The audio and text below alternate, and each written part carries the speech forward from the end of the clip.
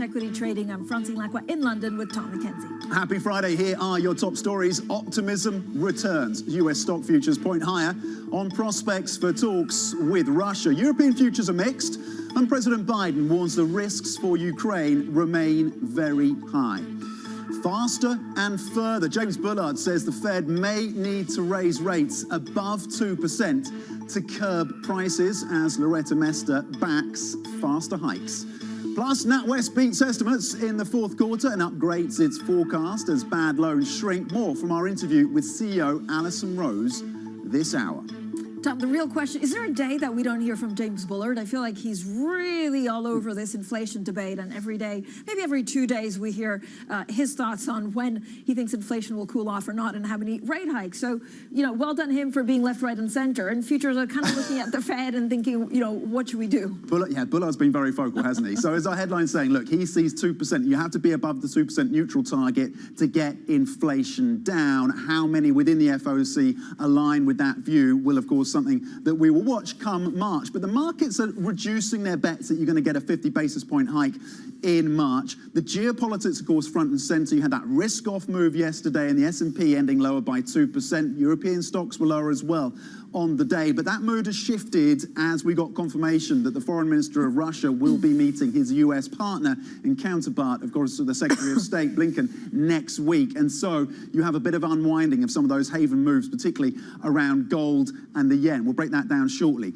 Here's how things are flowing out then in terms of the open this Friday across the European space. You're seeing gains of 0.2% on the FTSE 100, up 20 points. The Spanish IBEX is in similar territory, gaining 0.2%, and the CAC Cajon is range-bound. When it comes to the FTSE, by the way, you had retail sales numbers that came out for the month of January comfortably above the forecast, around 1.9%. How that factors into the decision-making process for the BOE will be interesting as well. But the retail and consumption here holding up in the UK. This is the picture across these markets and the main indexes. Let's switch it on and see how things are shaping up then. We pointed to the fact that the futures stateside are looking at gains, again, after pretty significant losses yesterday. Gains is 0.6% for the S&P futures. Your US 10-year, 197. There was a safe haven bid for treasuries yesterday. Now yields are up almost 2 basis points. Brent at $92 a barrel. This is the first week in 8 where you're going to get losses for Brent, currently down 0.7%. The Iran question is part of that, and reporting suggesting that progress is being made on negotiations there that could see Iranian oil put back into these markets. Gold is at 18.93 after breaking above 1900 yesterday, again on the back of that safe haven move, currently down 0.3% as we look to those continuation of diplomatic talks between the US and Russia. Francine. Yeah, Tom, of course, that's filtering through what's happening on oil and therefore filtering through also some of the basic resources. Now, if we dig deeper into the sectors, they are still trying to stabilize. So there are a number of things, Tom, that they're looking at. Of course, as you say, the price of oil dependent on this Iran nuclear deal, dependent on energy stocks, which is why we're also seeing, especially at the open, some of the moves trying to stabilize. Basic resources on the way up, auto parts also on the way up.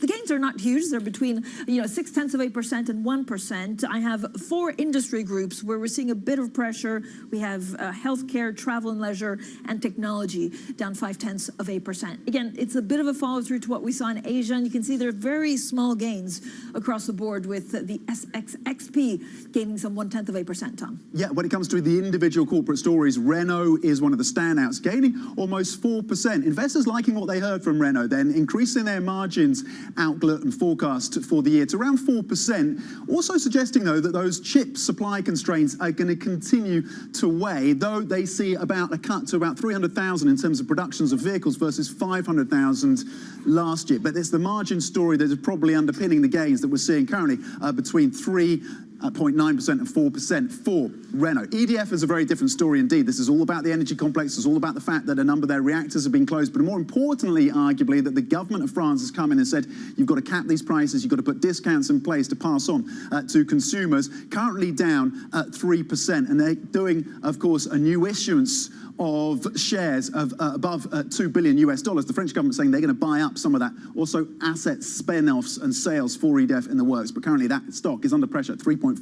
NatWest, it was a beat for this bank, this UK-based bank. We're going to get more from the CEO. We've been speaking to them in the last 30 minutes or so. Currently, the stock is down at 1.2%. They're saying they're not seeing a lot of distress in terms of loans. And again, for the fourth quarter, it was a beat for that bank.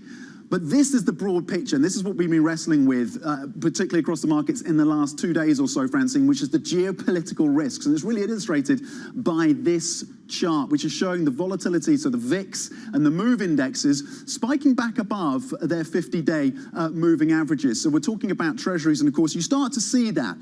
And I'll point to what we're seeing in terms of the 50-day moving average. That's indicated by the yellow line for the VIX, the green line for the MOVE index. And of course, the MOVE indexes, that started to edge up towards the end of last year as markets started pricing higher rates. And then the VIX has shot up. You see this marked pickup for both indexes just in the last couple of days as we adjust to these geopolitical risks. Yeah, I love that chart. And actually, I would also point to our Bloomberg economics team coming out with a wonderful piece of research today looking at, look, does the Russia situation in Ukraine mean that we have a volatility crush or a spike?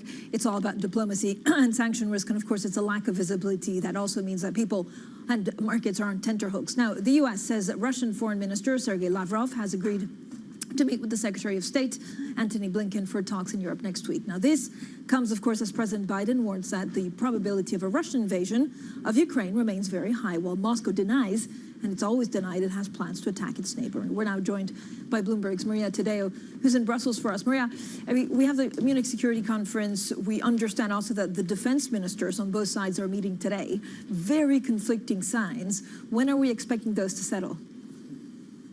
Yes, Francine, it's incredibly conflicting, and that is the message that I've heard from pretty much every official that I've spoken with over the past 24 hours. It's very difficult to read the situation, but they also agreed this has now entered a very delicate phase. You're seeing escalation, but also de-escalation. On the one hand, the United States is still briefing that an attack could happen, but you're also waiting and pending this meeting between Lavrov and Blinken next week at a time which is still to be scheduled. Francine, the other thing that I'm constantly being reminded of is the situation in eastern Ukraine. We have seen reports over the past 2 days about both sides attacking each other. We know that usually this is fortunately normal. It's been happening for 8 years pretty much on a weekly basis. But the issue, of course, is that this is happening at a time where everyone is trying to de-escalate. And the top European diplomat yesterday told me escalation is not compatible with dialogue. We're really concerned and we're really worried about reports coming out from eastern Ukraine. The situation is very delicate and we view that as a possible catalyst. So we're urging everyone to de-escalate, particularly in that area of Donbass. Yeah. Thank you so much. Of course, Maria Tadeo across all of the news for us, Bloomberg's Europe correspondent, and then a little bit later, she'll also have a wonderful conversation with the Lithuanian president. Now, joining us is Peter Oppenheimer, Goldman Sachs Chief Global Equity Strategist. Peter, as always, thank you so much for coming on. You have some great calls, some important calls. I wonder, will anything change depending on what happens in Ukraine? Good morning, Francine. Well, clearly, there's a huge focus on the Ukraine situation, and understandably, because the results of any further escalation can be very unpredictable. And clearly it's going to have, as it already is, quite a big effect on energy prices, which again is sort of feeding into this sort of inflation story, which the markets are so focused on. We're seeing high volatility, as you were describing earlier, but fundamentally the markets have got to grapple with that uncertainty and also this trade-off between the urgency to raise interest rates and what the effect of that is ultimately going to be on growth. Our feeling is that we're still going to see economic activity continuing through the course of this year. So the pullback in markets is really about adjustment in the cost of capital. It's not really going to turn into a bear market that's reflective of a recession. Peter, do you think the Fed starts to readjust their view on rate hikes in light of these geopolitics? No, I don't think so. I think they've got to keep very much a focus on the tightness of the labour market, on inflationary expectations, of course, and whether longer-term inflation expectations are being impacted by what we're seeing in terms of energy and other costs. They really have to keep focus on that to maintain credibility and a belief that they're really in control of the situation. And unless those geopolitical tensions really have a big impact on consumer confidence and growth, I think that they'll continue to focus really on maintaining this gradual approach to tightening policy to slow down inflation without hopefully damaging economic prospects. And Peter, I know Goldman Sachs has one of the boldest calls when it comes to Fed hiking this year. What does it mean of where you want to be invested in equities? Well, I would say once again that we need to put this in some context. The markets have already absorbed a huge change in expectations about where interest rates are going and how quickly. Remember, just as recently as June of last year, the markets were pricing no rate rises this year and perhaps two towards the end of next year. And now we're looking at 7 rate rises this year and a few more next year. Overall, markets have held up quite well on the back of that shift, largely because nominal GDP is still growing. And that's ultimately where equities are making a claim. So I feel that the movements we've seen have been quite rational. The things that have been hit most were the things that were most expensive, the longest duration. They're the things most sensitive to this change in the cost of capital. We've been arguing for quite some time that these inflections towards higher inflation expectations and interest rates really support the deep value areas of the market, commodity and energy related sectors in particular, where we have a secular bullish view, but also things like banks, resources as well. So I think that those things still have to benefit, but ultimately I think we're moving into a cycle that's going to be much more alpha orientated, much more about relative winners and losers within and across sectors, and margins are really going to be key to that. Okay, we'll discuss more on alpha and more of your calls after the break. Peter Oppenheimer, very pleased to say, Chief Global Equity Strategist at Goldman Sachs, staying with us. Just checking one stock that's moving significantly to the downside now. Down almost 6% is Elmir's. This is essentially a story around not being able to meet demand. They do have and have had supply chain challenges, and that means that their sales actually fell about 5.4% in the fourth quarter. And investors turning sour on that stock, lower by 6% for Elmir's. A different story across much of the luxury space, Francine. Yeah, I mean, I guess it's some of the raw materials that they source, which is so rare. And then we have this amazing story, actually, of 4,000 VW cars burning. I mean, it's a different story, but that, leads to more shortages. There's 4,000 cars actually burning on a container ship. Now, coming up later in the show, Téléperformance, it's a French company, so we'll say the French way. Their results are in. It's a beat. We speak exclusively with the Chief Executive Officer, Daniel Julien. This is Bloomberg.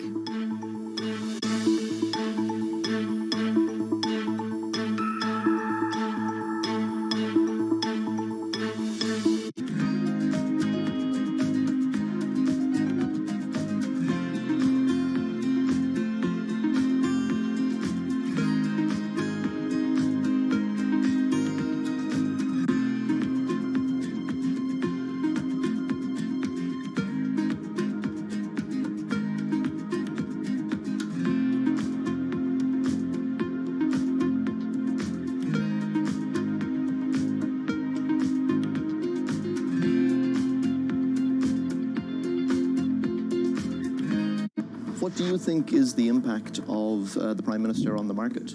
As Mr. Suzuki, who is the Financial Services Minister, he mentioned at his own press conference And share buybacks is widely used to return profits to shareholders and improve ROE. And how to share out the profits from growth is totally the decision of the management of each company after carefully taking all the stakeholders into consideration. And I believe Mr. Kishida has a quite cautious stance on the uniform regulation of share buybacks. And I think because he is giving a consideration to each company's individual circumstance and decisions. How difficult was it to go to investors and say, invest, give money, put money into a travel tech company within this environment? It wasn't that difficult because TravelPerk is doing much, much better than the rest of the industry. In fact, we are at the moment growing at 4 times revenue of pre-COVID numbers.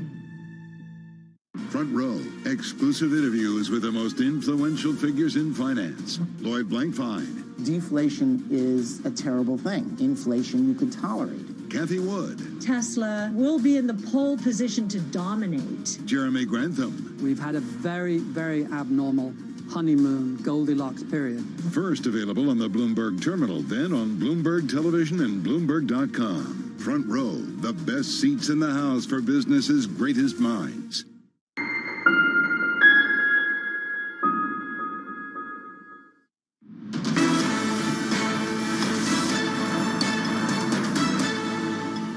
Welcome back to The Open, everyone. Happy Friday. It's been a long week, especially if you've been working on the markets. So we're 14 minutes into European trading day. And again, U.S. futures, European equity futures climbing. I'm looking at havens, which really is where the story was yesterday and the day before. Gold and bonds dipping. Again, this is on the back of planned talks between Russia and the U.S. over Ukraine. It does seem to alleviate a little bit of concern. But again, there's also a couple of things that make people worried. So I think we're in a wait-and-see situation, Tom, and it's really filtering through the kind of gains we're seeing in Europe, which is barely gains. Yeah, let's get more analysis then and a clearer take with Peter Oppenheimer, Chief Global Equity Strategist at Goldman Sachs, who stays with us. Peter, thank you for your patience. When it comes to the question, I want to look back to some comments you made before the break around how we hedge some of these geopolitical risks and central banks, but just get your call on this, because we were speaking to UBS a couple of days ago. They say, look, one way to hedge is within equities, particularly around banks and around energy, and that can hedge you for both central banks but also the geopolitics. Do you align with that? Yes, we do. We are overweight of banks, of energy and resources, and have been for some time. Those sectors remain very cheap to us.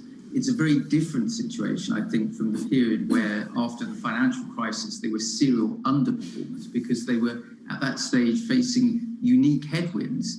Banks needing to delever, raise capital, experience lower net interest margins, cutting dividends, commodity sectors facing falling commodity prices. Now the fundamentals are much changed, and they're big beneficiaries of rising inflation expectations and interest rates. So I do agree that they're a good place to be within the market, and they remain relatively cheap. The energy stocks, for example, are around a 40% PE discount to the market, both in the US and Europe, despite being very cash generative. They're generating more than double-digit free cash flow yield. So I think that is a good place to be within the market, but we're not wholly focused just on value. There are some growthier areas of the market that are starting to look quite attractive as well, and we like things like healthcare and some parts of tech.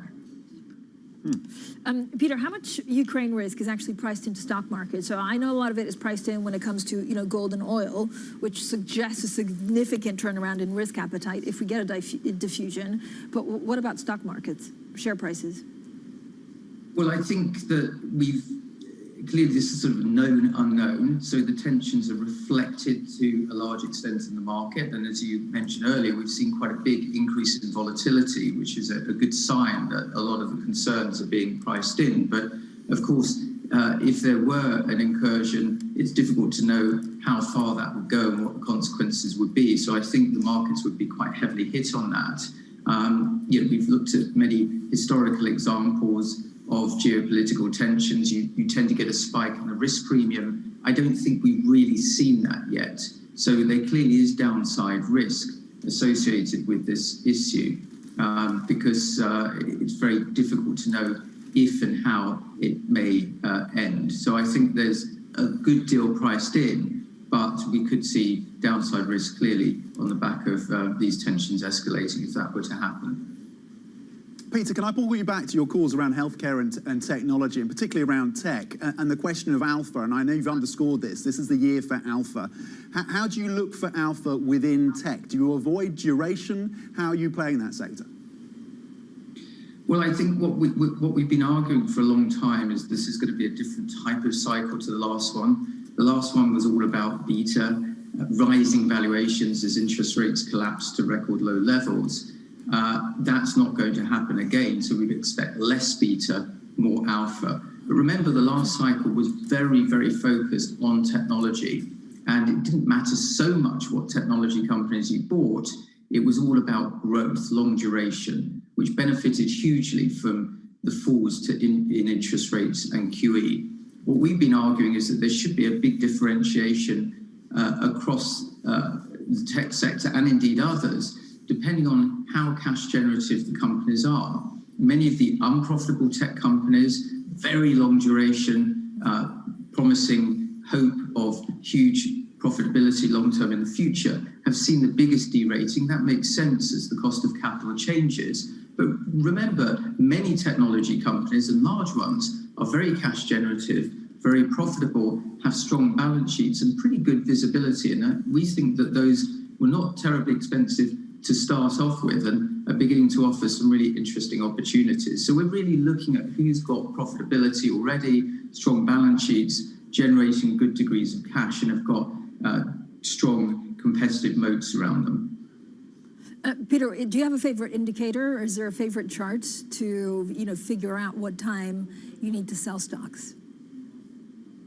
Well, there are two sort of proprietary indicators we look at. One of them is a bull-bear market indicator, which is really based on 6 fundamental economic drivers, everything from the labour market to growth momentum, and we also look at valuation. Now, this has been flagging a high degree of risk since late last year. It hadn't hit levels which were really consistent with a major bear market, but it was consistent with a correction and with much lower returns over the course of this year, which is our forecast. We have also a more tactical indicator, our risk appetite indicator, which is really based on pairs of assets within the different asset classes. So looking at risk on versus risk off expressions. And this gives quite a good indicator of sort of positioning and sentiment. And that's now at a much more modest level, suggesting actually that a lot of the excesses and optimism have been flushed out now, and that tactically markets are actually looking more attractive. So taken together, I think these things are really suggestive of an inflection point in markets as we move towards higher rates and inflation, lower returns, higher volatility, but more alpha. Wonderful. Peter, thank you so much. As always, Peter Oppenheimer, their Chief Global Equity Strategist at Goldman Sachs. Now, we'll have plenty more, of course, on some of the stocks we're watching. Also, inflation bifurcation. Rising prices are hurting many people. The luxury retail sector seems to be impervious to that. We'll bring you the story next. This is Bloomberg.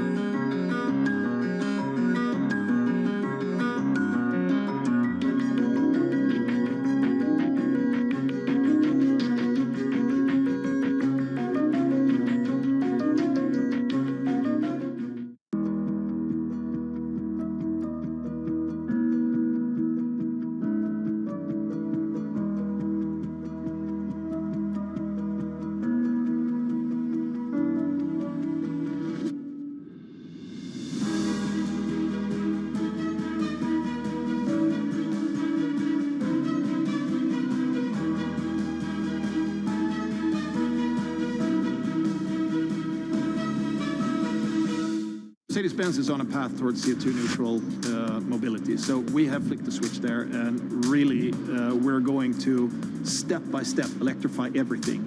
And what does that mean? Combustion engines get electrified. The capital markets can really help the shift to sustainable and decarbonized global economy. What are you noticing in that as ESG is now the buzzword literally everywhere? It is definitely the topic of conversation in most meetings I have with company CEOs, with investors, with industry groups. It's amazing.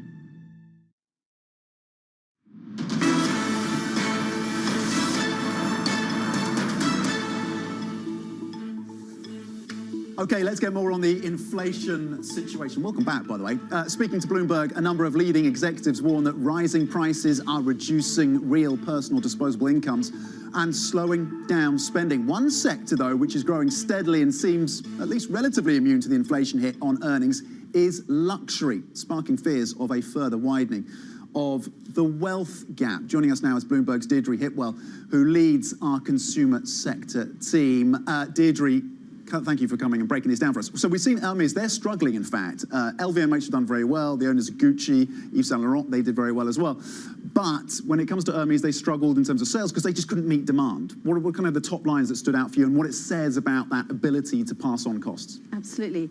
I mean, Hermes is one of the world's mega brands when it comes to profitability. And today they actually reported record profitability. The problem is the market is not reacting well to what they've said about the greater than expected decline in their leather goods section, which is, of course, you know, the section that makes the Kelly and Birkin bags, and they just can't keep up with demand. And so that is why there's been a greater than expected decline. That's why their shares are falling this morning. But they are saying they're going to boost production. I'm so confused because this seems to be a positive story. I mean, if you have record profitability and you say, I have so much demand, I can't meet it, then why is the share price down 7%? Well, I think it's just the decline was greater than they expected, and this division is responsible for most of their revenue and profits. So the fact that they couldn't quite, you know, they weren't able to keep up with demand more than the market expected is not good. And obviously it takes a while to boost demand. Much of their production is in France. They say it takes at least 15 hours to make one bag. So it's not something that you can quickly ramp up. And of course, when you have all the other luxury houses reporting booming demand, I guess there's a fear that they might, you know, lose out to the likes of, you know, Gucci. What have we learned about the division through these earnings, the luxury sector and the regular consumer staples, about how the retail and how the consumer is reacting, and the division that we're seeing between the haves and those, not necessarily have-nots, but those certainly under pressure? Well, of course, inflation is across the board, so all consumer goods companies are having to deal with it.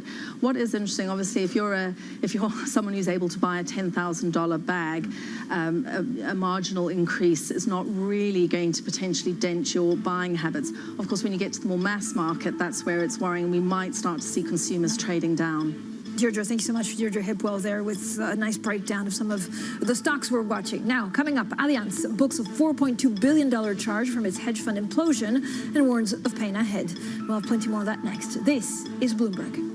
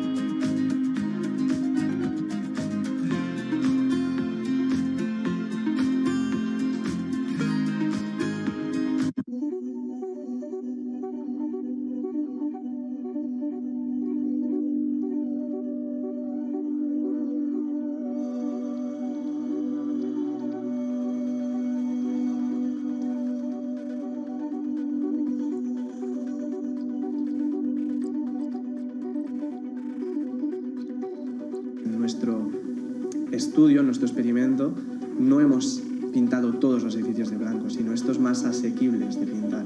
Y ya hemos detectado reducciones medias en el área metropolitana de 0,8 grados aproximadamente en un periodo de ola de calor y con picos máximos de 4 grados de disminución en un momento puntual del día, en una zona puntual del día. Y como dices, en una ciudad como Barcelona funciona incluso mejor que las zonas verdes, según las modificaciones nos detectan incrementos, o sea, disminuciones de temperaturas mayores con tejados blancos que con incrementos de zonas verdes como tienen planteados el plan director urbanístico.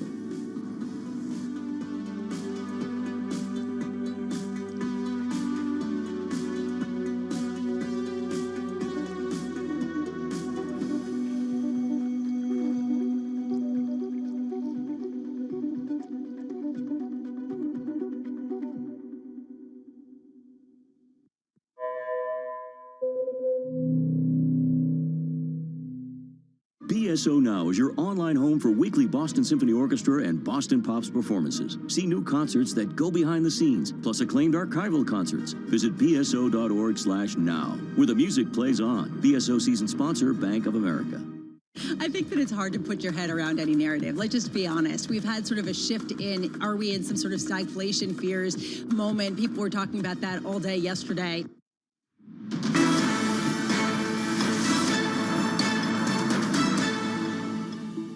Welcome back to the Open, everyone. 30 minutes into the European trading day, and here are your top stories. Optimism returns. U.S. stock futures point higher on prospect for talks with Russia. President Biden warns the risk for Ukraine remains very high.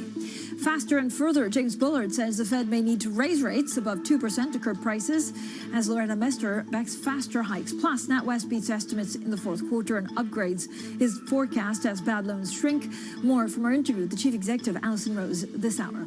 Tom, if you look at futures in the U.S., they're pointing to higher start, but actually it's not huge gains. They're about 0.2% higher. Also, European equities supported, I guess, by talks with Russia.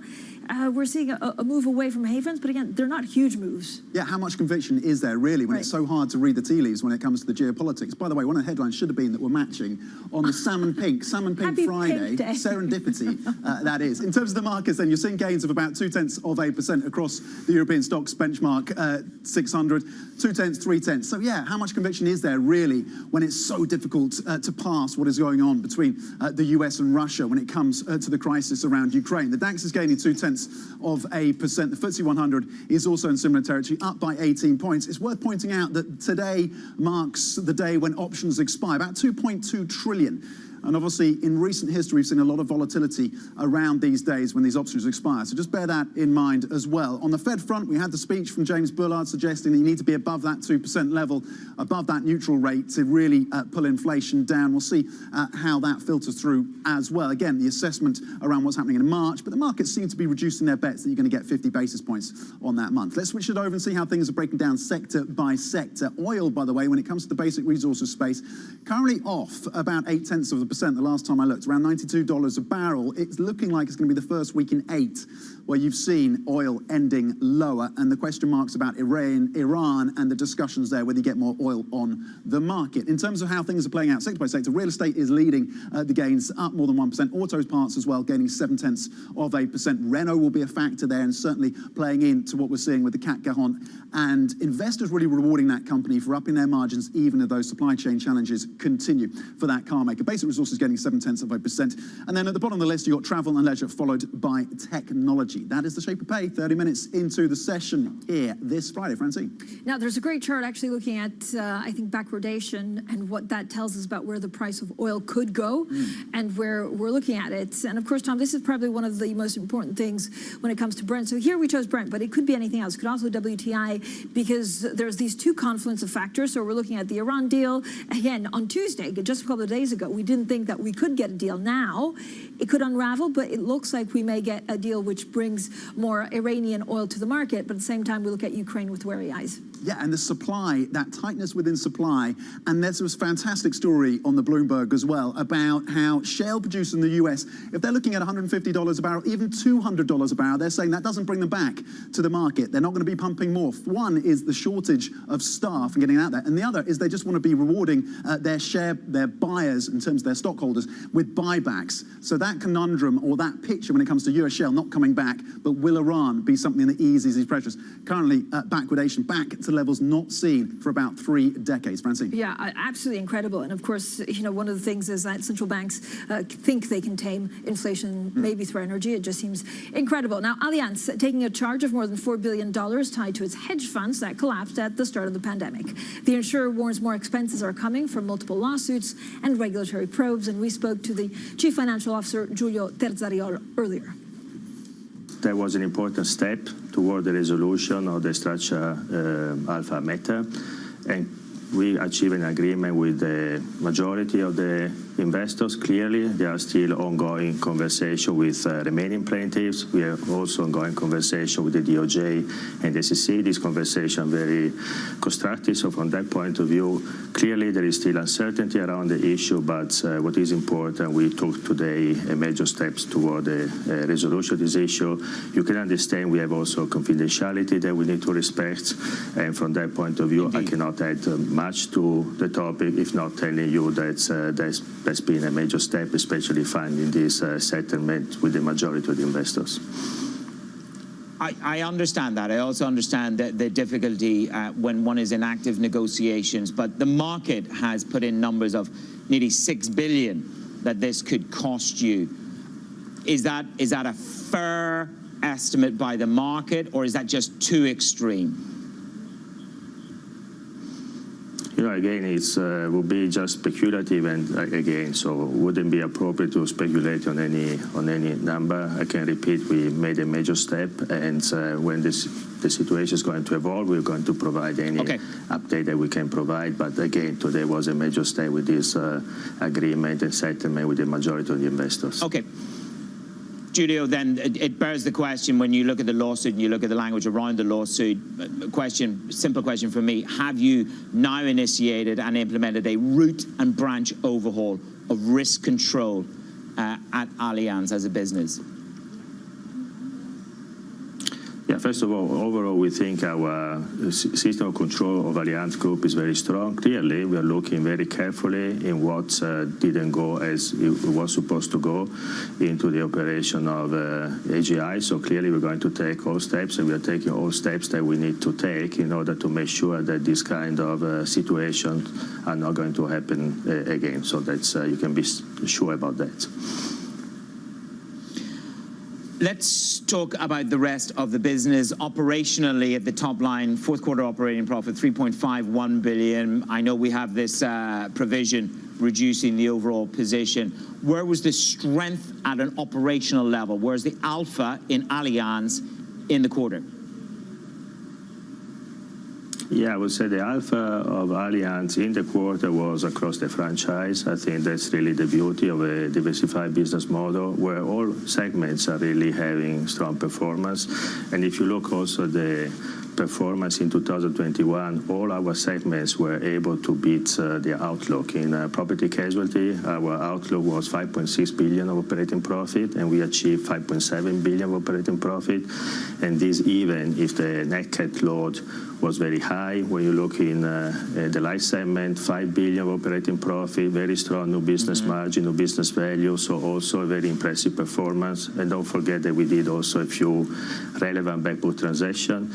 And then asset management, $3.5 billion of operating profit with $110 billion of inflows at a very, very great year. And I want also to say that AGI achieved over $900 million of operating profit this year. So a very strong performance across the segments. Allianz CFO Giulio Terzariol speaking to Manus Cranney. Let's get the Bloomberg Business Flash now with Angel Feliciano. Angel. Tom, EDF has announced measures to bolster its finances as reactor shutdowns and government policies to cap power prices slash earnings at the French utility. The company is to sell about 2.5 billion euros of new stock, dispose of more assets, and offer investors the option of receiving their dividends in shares instead of cash. EDF's earnings could slump by as much as 70% this year. Macquarie Group is said to be considering buying a controlling stake in National Grid's UK gas transmission business. Sources tell us the deal could value the asset at more than $10 billion. National Grid announced plans to sell its holding last year as it focuses on a low-carbon future. A massive cargo ship carrying thousands of Volkswagen vehicles has caught fire near the Azores Islands in the Atlantic Ocean. The Panama-flagged vessel has been left unmanned and adrift after the 22 crew members were successfully evacuated. An internal VW email says there are almost 4,000 vehicles aboard the ship. And that's your Bloomberg Business Flash. Francine? Thank you so much. What an incredible story, Angel. I mean, Tom and I were discussing it in the break. Can you imagine 4,000 cars, including Porsches and Audis? And, you know, indulge me, do you get an email? Do you like the disco lights? It's like, it's Friday disco kind of feeling. They're just getting us pepped up, aren't they? They are. But if you, so do you get an email saying, I'm sorry, sir, your Porsche is stuck in a fire in the middle of the ocean?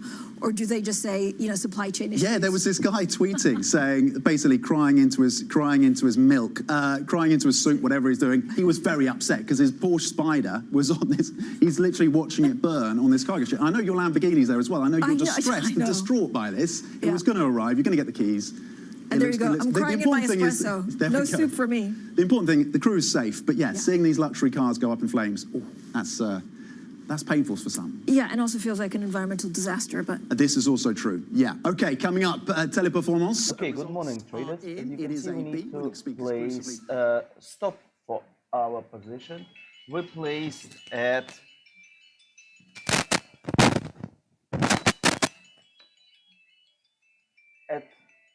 113.67.5.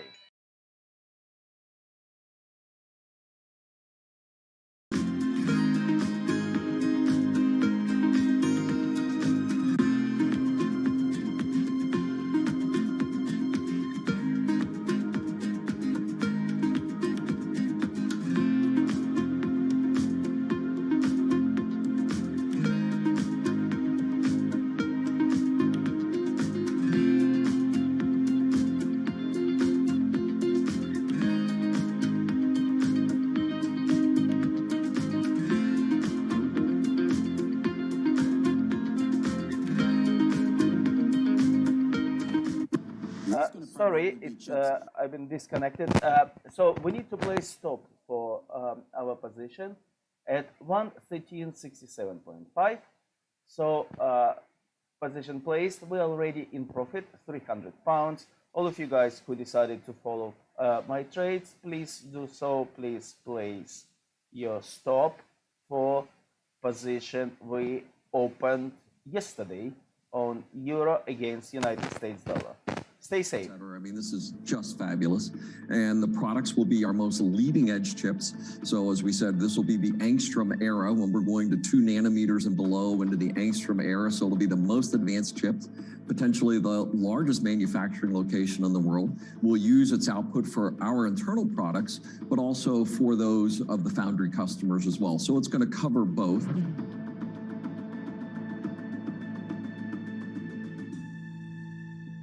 Bloomberg has enhanced search on the terminal to deliver what you need when you need it. Now, you can simply type phrases in everyday English in the command line. Compare financials. Find people. Analyze markets. You can enter phrases or ask questions.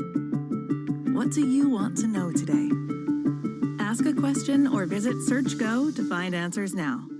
Stocked early enough all these precious materials you were just mentioning, and we were on the lucky side that our prognosis was spot on in a way, forecasting what kind of material we would need and what quantity we would need.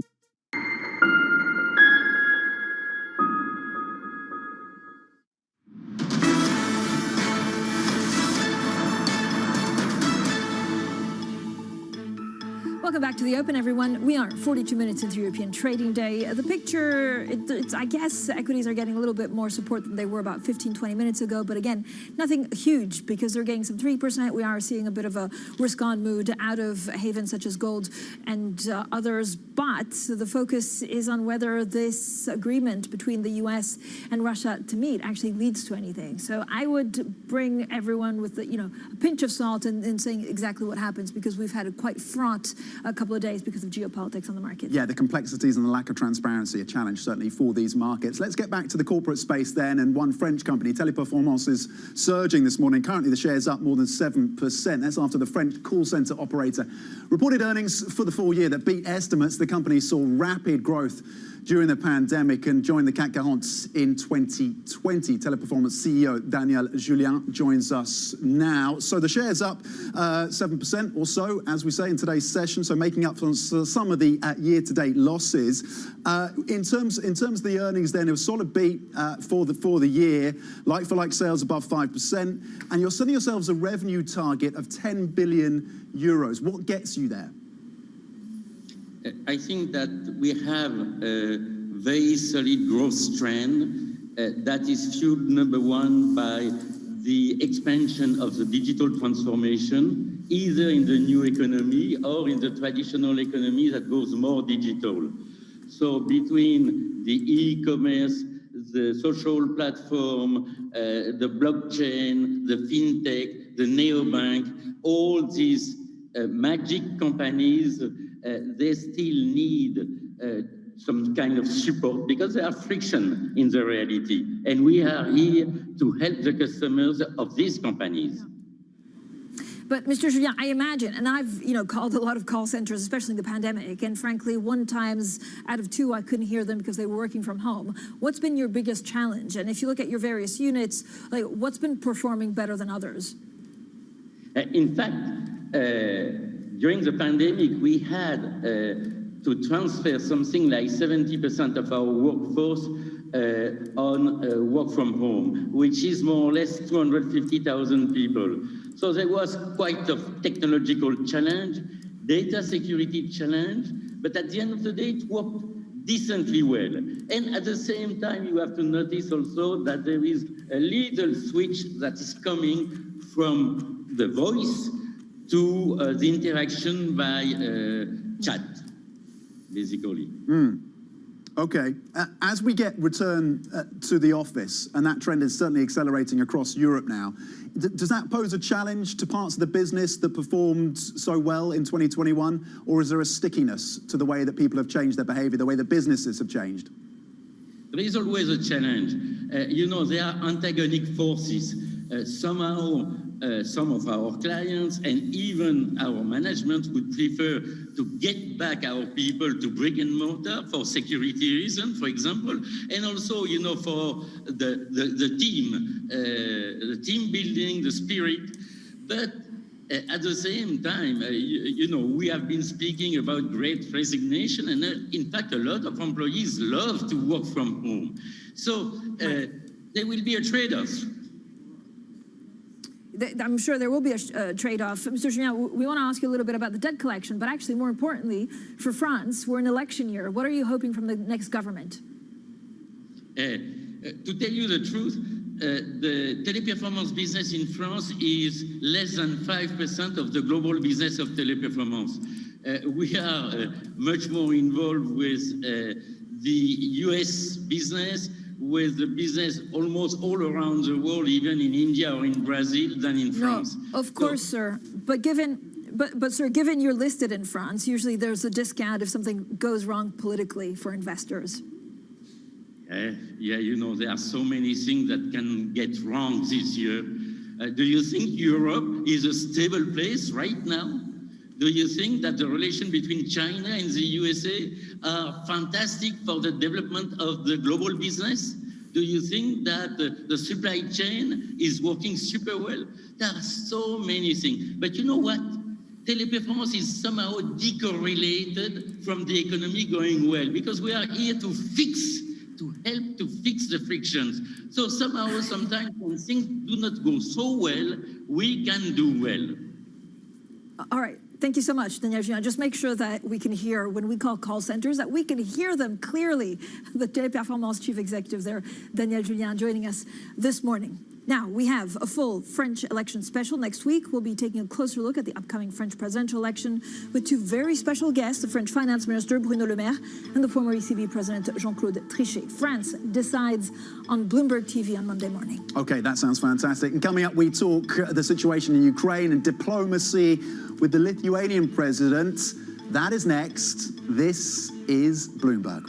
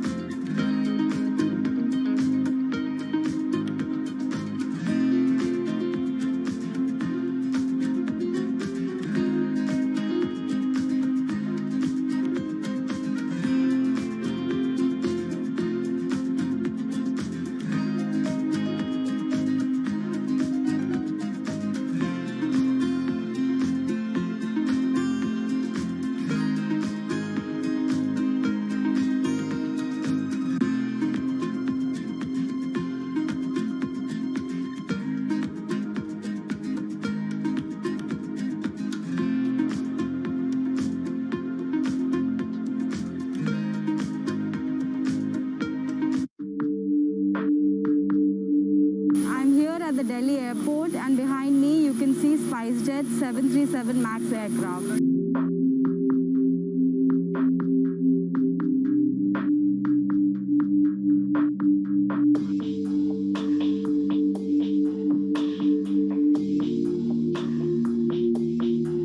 SpiceJet Chairman Ajay Singh earlier today said that Boeing is going to compensate SpiceJet in form of cash and aircraft.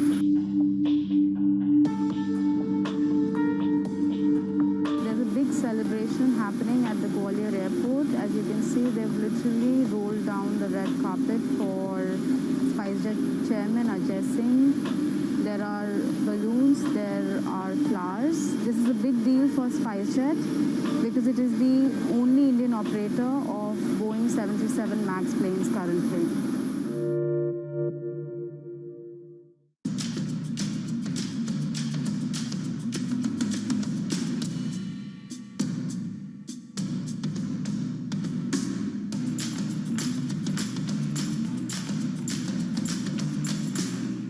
It's really a reminder, isn't it, just how sensitive the markets are to any commentary about trade. We did see some pressure on the yuan, we did see some pressure on the futures. That is now being reversed.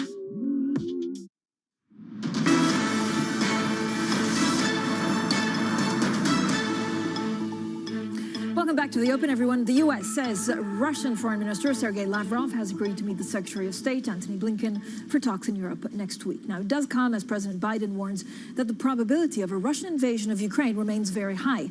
Moscow denies it has any plans to attack its neighbor. Let's get straight back to Maria Tadeo in Brussels, who's joined by the Lithuanian president. Maria.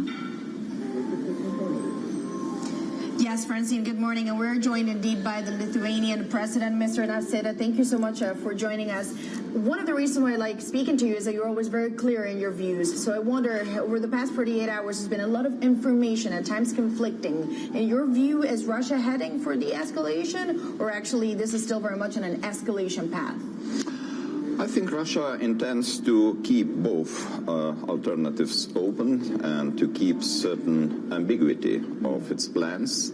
So we see the concentration of military troops, and this process is going on. We should not be misled by some information that probably there is some turning around in the military capabilities of Russia, but I see the concentration military build-up there.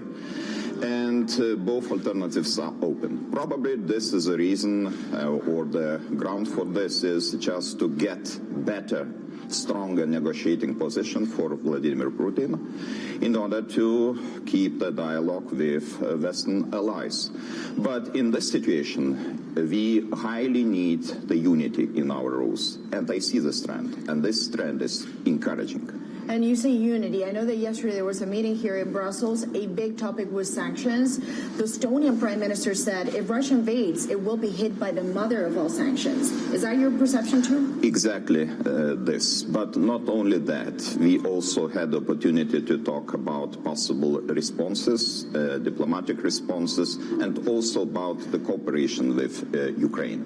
By all means, by economic, financial, military means, and this is very important because right now this country, Ukraine, is suffering because of huge tension, and this is very easy to explain why they are suffering, because of capital flow, because of investment leaving the country, official reserves reduced. And this is the reason why we need a financial package on Ukraine. And what is probably even more important, we need clearer perspective for Ukraine. I am talking about European Union perspective. Yes, we had the summit in December. It set very good timetable and goals, but now probably we need even more exact action plan dedicated to Ukraine. And I know this is a very delicate question, but do you have any indication? You mentioned the capital outflows. How fragile is the situation for Ukraine? Because we heard they need $3 billion, then it went up to $5 billion, then it's now potentially even more. I don't want to talk about exact figures because this is a moving target and they lose the money every day. Yeah. And those amounts are really impressive, 150 million US dollars or euros per day. Not talking about capital flow, I am talking only about official reserves. And of course it creates if not the panic, but it creates a tension in the society. And of course, under such circumstances, it is almost impossible to implement reforms Ukraine envisaged. And those reforms are the precondition to be closer to European Union. So you see this vicious circle of efforts and goals, and we have to break it. And what about, everyone has told me over the past 48 hours, every official I've spoken with says, we're so nervous about what's happening in eastern Ukraine, because that is a catalyst. The Russians are not going to attack the capital. It will happen in the Donbass. Is that your perception too? I don't want to talk about the perceptions. I still believe in the peaceful solution of this conflict. Yes, there are a lot of rumors, and we should probably stay calm and just to talk about the possibility to solve this problem or conflict peacefully. But I would like to take more attention or to draw more attention to the Belarus, because we are talking every time about the military capabilities along the border with Ukraine, but we are not talking about what is happening in Belarus. And yesterday you said, Lukashenko, the concern is that he's a puppet with weapons. That's dangerous. This is a place or location. Belarus could be the place for deploying of military missiles or nuclear missiles. And we already have 45,000 troops there. We have military equipment, helicopters, air force. So this equipment could be left in Belarus territory even after military drills. This is not acceptable. And President, just very quickly, we're running out of time. You're going to speak with Kamala Harris. You're going to speak with Jens Stoltenberg. A very precise question. Are you expecting more troops to go into your country, NATO? If shortly, and probably I should be short, yes, I would like to talk about strengthening of eastern flank in broad sense of this word. Not only the Black Sea region, but we are talking about the Baltic region, which is affected, threatened by those facts which are threatening the security of Ukraine. Well, President Nauseda, thank you so much for your time. Always very good to see you here in Brussels. Francine, back to you. Maria, today I'll pick it up from here. An important interview. Thank you for bringing that to us. The Lithuanian president. In terms of your markets here, holding on to gains of 0.2% future stateside, pointing up. Stay with us. This is Bloomberg.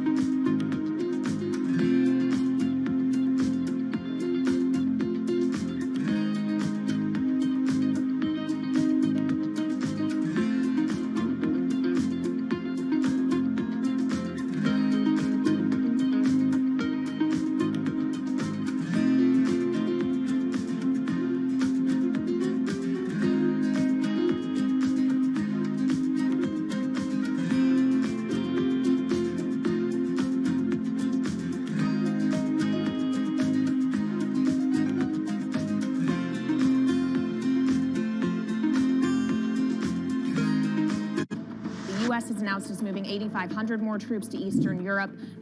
If they're not being deployed to Ukraine specifically, why is that so important, and does that risk further provoking Russia? Well, there's two things going on. So what the United States recently announced is that we are going to put 8,500 troops that are part of the NATO response force on high alert. That means they'll be ready to deploy on a moment's notice should we need those forces anywhere in Europe to protect NATO territory. In addition, the United States is also looking at possible additional moves that they might make to move U.S. force posture into Central and Eastern Europe. The reason we're looking at that is because a lot of the members in that neighborhood in Central and Eastern Europe feel concerned. And so we are looking at what measures we might take in the name of reassurance and deterrence.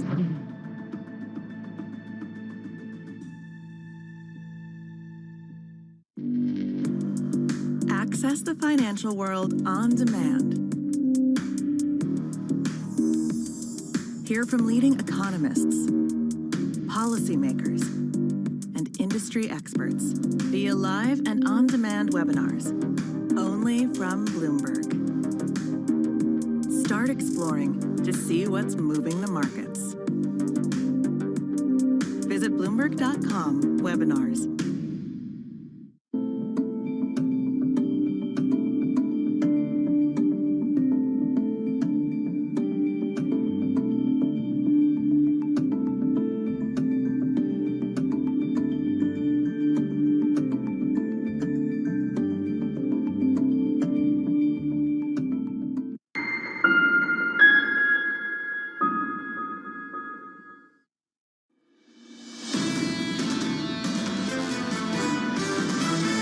Every indication we have is they're prepared to go into Ukraine, attack Ukraine. Panic is not something that we need to get prepared. Panic that what Putin wants us to the state to be in, we will not panic. If you wanted to put downward pressure on inflation, you'd actually have to get to neutral and go beyond neutral. This is Bloomberg Surveillance, Early Edition with Francine Lacqua. Well, good morning, everyone, and welcome to Bloomberg Surveillance Early Edition. I'm Francine Lacqua here in London, and here's what's coming up on today's program. Russian Foreign Minister Sergei Lavrov will meet U.S. Secretary of State Antony Blinken for diplomatic talks next week. Tensions rise over Moscow's military buildup near Ukraine. President Biden warns the risk of Ukraine remains very high. Concerns grow in the West over Russia's moves near the border. The Kremlin insists it has no plans to invade. And stay with Bloomberg Surveillance Early Edition. This hour, we speak to investment strategy with the Prosus Chief Executive, Bob Van Dijk, and London Fashion Week with the British Fashion Council Chair, Stephanie Fair. Now, you can send in your questions for both of our great guests on IB plus TV Go, or you can also tweet me on Twitter. Now, this is a picture for the markets. And again, there are two pieces of encouraging news out there. First of all, I think the defense ministers of Russia and the U.S. meet today. Then we have the foreign ministers, which is a huge deal, meeting next week. Now, that's giving a little bit of a lift to European stocks, but again, it's not huge lift, getting some 2%. We're also seeing similar moves for U.S. futures. There is definitely a bit of a more risk-on mood than there was yesterday, but look out for WTI, so you can see at 19.51. Now, the pull on that is, of course, on one side, we could see an accord with Iran that would put more barrels of oil on the market. The other one is what's going on in Ukraine. The U.S. 10-year yield at 1.97. I'm looking forward to speaking tech and actually what we saw in the NASDAQ with the Prosus Chief Executive. And just in terms of what we heard from Fed hiking, there are 3 Fed speakers today, so that's a little bit later on in New York. That is at the U.S. Monetary Policy Forum. We'll hear from Charles Evans, Christopher Whaler, and Lael Brainard. Now, let's continue the conversation, of course, on oil, because it's probably one of the most interesting takes out there. Yesterday was our big take, looking at the change in which we saw the oil market in the last 2 years since the pandemic. But this is basically something that we haven't seen in 30 years, the depth of backwardation. So we brought this chart back, thanks to Valerie, to the 1990s. And really, I mean, we call it fireworks in Brent. It could also be fireworks in WTI because of all the volatility and now the kind of pricing that we're seeing in backwardation. It brings us nicely to, of course, one of the main, if not the main theme that gets everyone worried is how do central banks deal with this kind of inflationary pressure? And if they hike rates, does it change anything for oil? Now, this is a wonderful quote from something a story that came out just a short while ago from Bloomberg Opinion's Marcus Ashworth. And look at that. He puts it very beautifully. He basically says, what happens if oil goes to $150, then to $200 over the next few years, and if the rest of the commodity complex follows in line, whatever, he says, monetary authorities think they can control starts to become borderline pointless. Now, that may still have, he says, that may still have their hands on the steering wheel, but it's a child's version attached in the backseat. Our Marcus Ashworth, always punchy, never dull. Now, the U.S. says Russian Foreign Minister Sergei Lavrov has agreed to meet Secretary of State Antony Blinken for talks in Europe next week. This, as we were saying, President Biden warns that the probability of a Russian invasion of Ukraine remains very high. Now, Moscow denies it has plans to attack its neighbor. It's very high. It's very high because they have not moved any of their troops out. They've moved more troops in, number one. Number two, we have reason to believe that they are engaged in a false flag operation to have an excuse to go in. Our information indicates clearly that these forces, including ground troops, aircraft, ships, are preparing to launch an attack against Ukraine in the coming days. We will never give up on our sovereignty. We will never give up on our territorial integrity. We will never give up on our Euro-Atlantic aspirations. But how to bring peace and how to stop the ceasefire, we are ready to discuss, because for us, again, we are prepared to defend our country. Well, our Europe correspondent Maria Tadeo is in Brussels with us. Maria, you've also just spoke with the Lithuanian president, of course, on Ukraine, and he was trying to be optimistic. I mean, he was, he was very focused on saying, like, look, let's not jump to conclusions, but try and do more in the diplomatic way. Yeah, Francine, and he said there is still a way. Of course, that meeting next week, we're still waiting for a date between the meeting between Sergei Lavrov and the U.S. Secretary of State, but that meeting has kind of given everyone some leeway, potentially this idea that we're not going to see anything on the military front, that we're not going to see a real escalation on the ground if there is still a way and a path forward that can be diplomatic.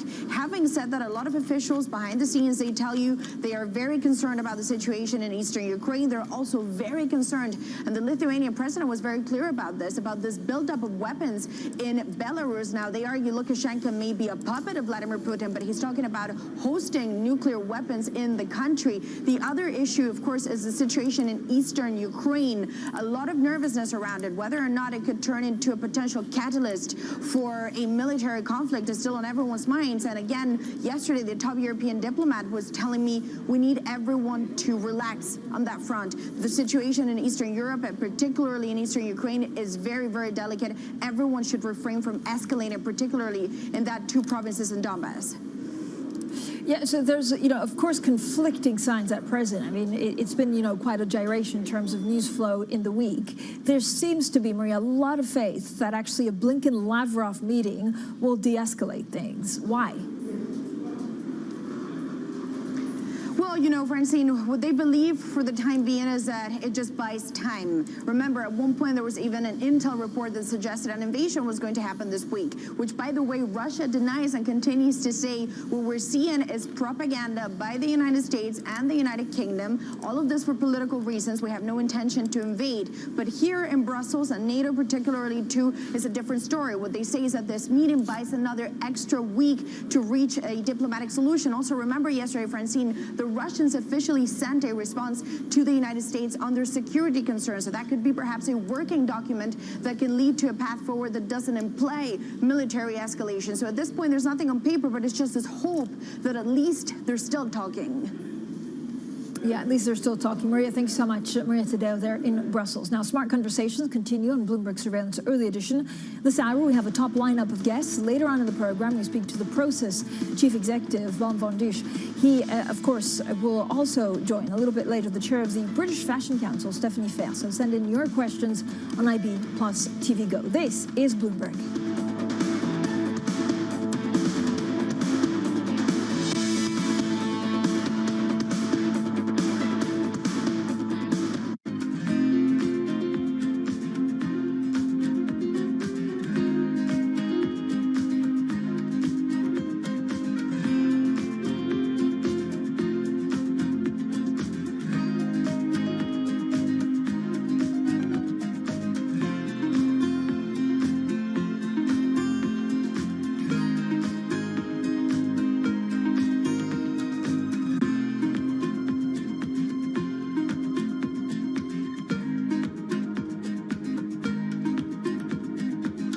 the Omicron variant and the latest wave have an impact on not only consumer trends, but your business? And do you expect the booster shots to make a difference? Yeah, booster shot will make a huge difference. I think it's been accelerated by the huge leadership of the current Prime Minister Kishida.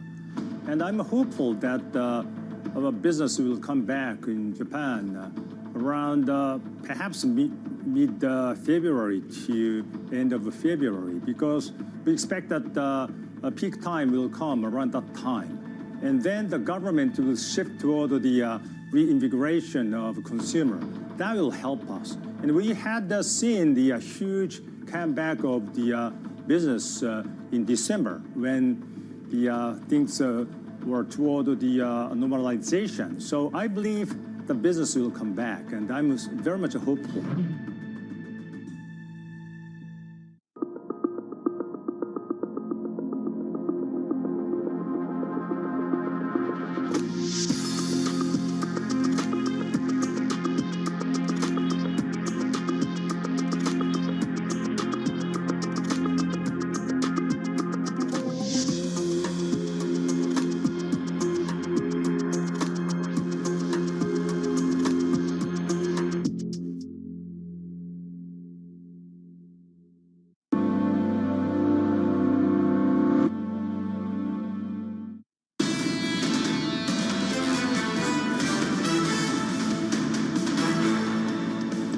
To take more attention or to draw more attention to the Belarus. We already have 45,000 troops there.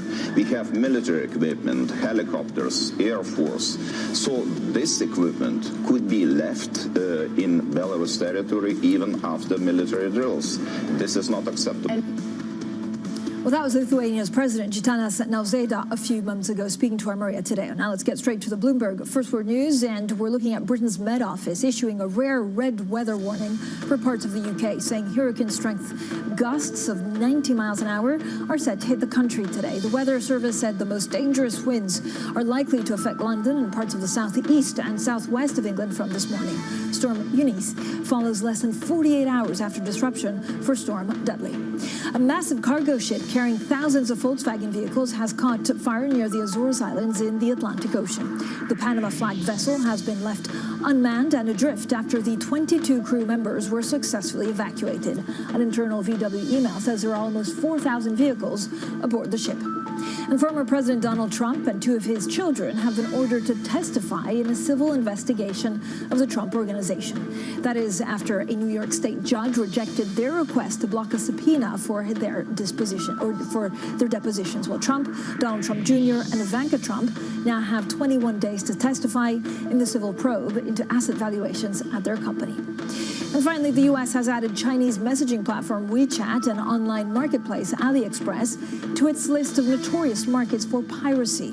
The U.S. Trade Representative's office says the two platforms facilitate trademark counterfeiting, putting them on a register that includes more than 70 online and physical markets. Well, WeChat owner Tencent says it strongly disagrees with the decision. Alibaba says it's committed to sorting out the problem.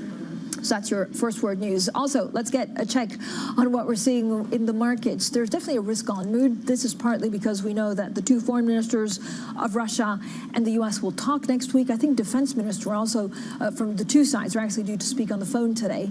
The stocks rising in today's trading session, havens such as gold and bonds dipping as planned talks between Russia and the U.S. over Ukraine seem to alleviate some investor gloom about geopolitical risks. Crude oil slipping. Traders balancing the potential return of Iranian barrels if the nation reaches a nuclear accord with world powers against the risk of disruption to Russian energy supply. So we look at crude oil, 90.25. Coming up, we talk about inflation and how companies can price up. Rising prices are hurting many people, but the luxury retail sector seems to be immune to that. We'll bring you the story next.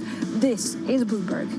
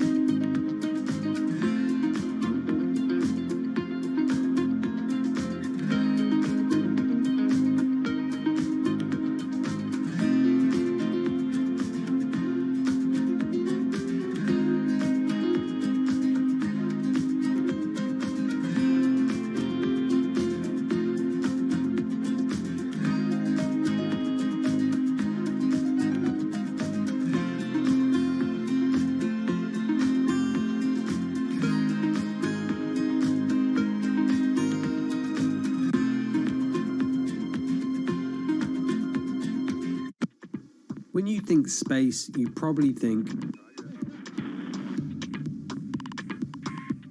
one space agency that travels under the radar is ESA,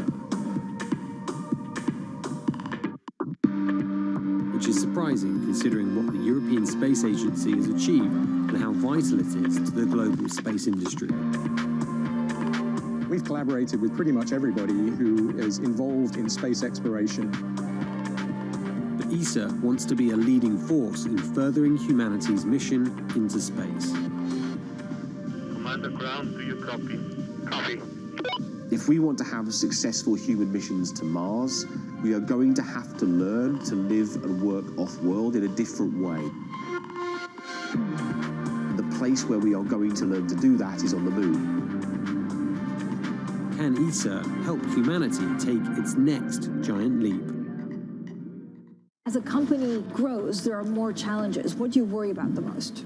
The market opportunity for us is enormous, and so our challenge is to continue innovating, driving, and pushing ourselves every single day to go after the most attractive profit pools in this incredible global beauty and wellness market. From New York City. Here in London, in Sydney, In San Francisco. 9 a.m. in Beijing and Shanghai. Good morning, everyone. Have a great evening. So recap the headlines. You do not want to miss this How story. are you thinking about those dynamics? However you get your news. This is Bloomberg Daybreak with Lee. On Bloomberg Radio. Welcome to Daybreak Australia. This is Bloomberg Technology. This is Bloomberg Green. On TV, radio, and the web, this is Bloomberg.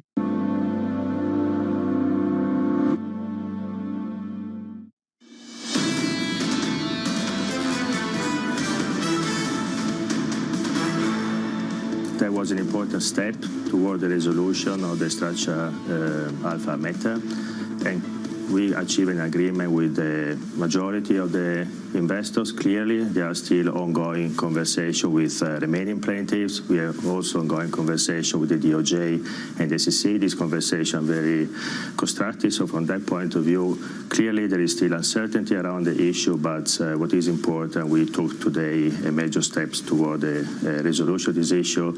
You can understand we have also confidentiality that we need to respect, and from that point of view, I cannot add much to the topic, if not telling you that that's been a major step, especially finding this settlement with the majority of the investors.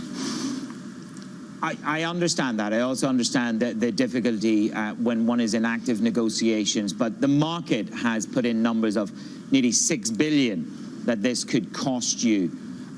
Is that a fair estimate by the market, or is that just too extreme?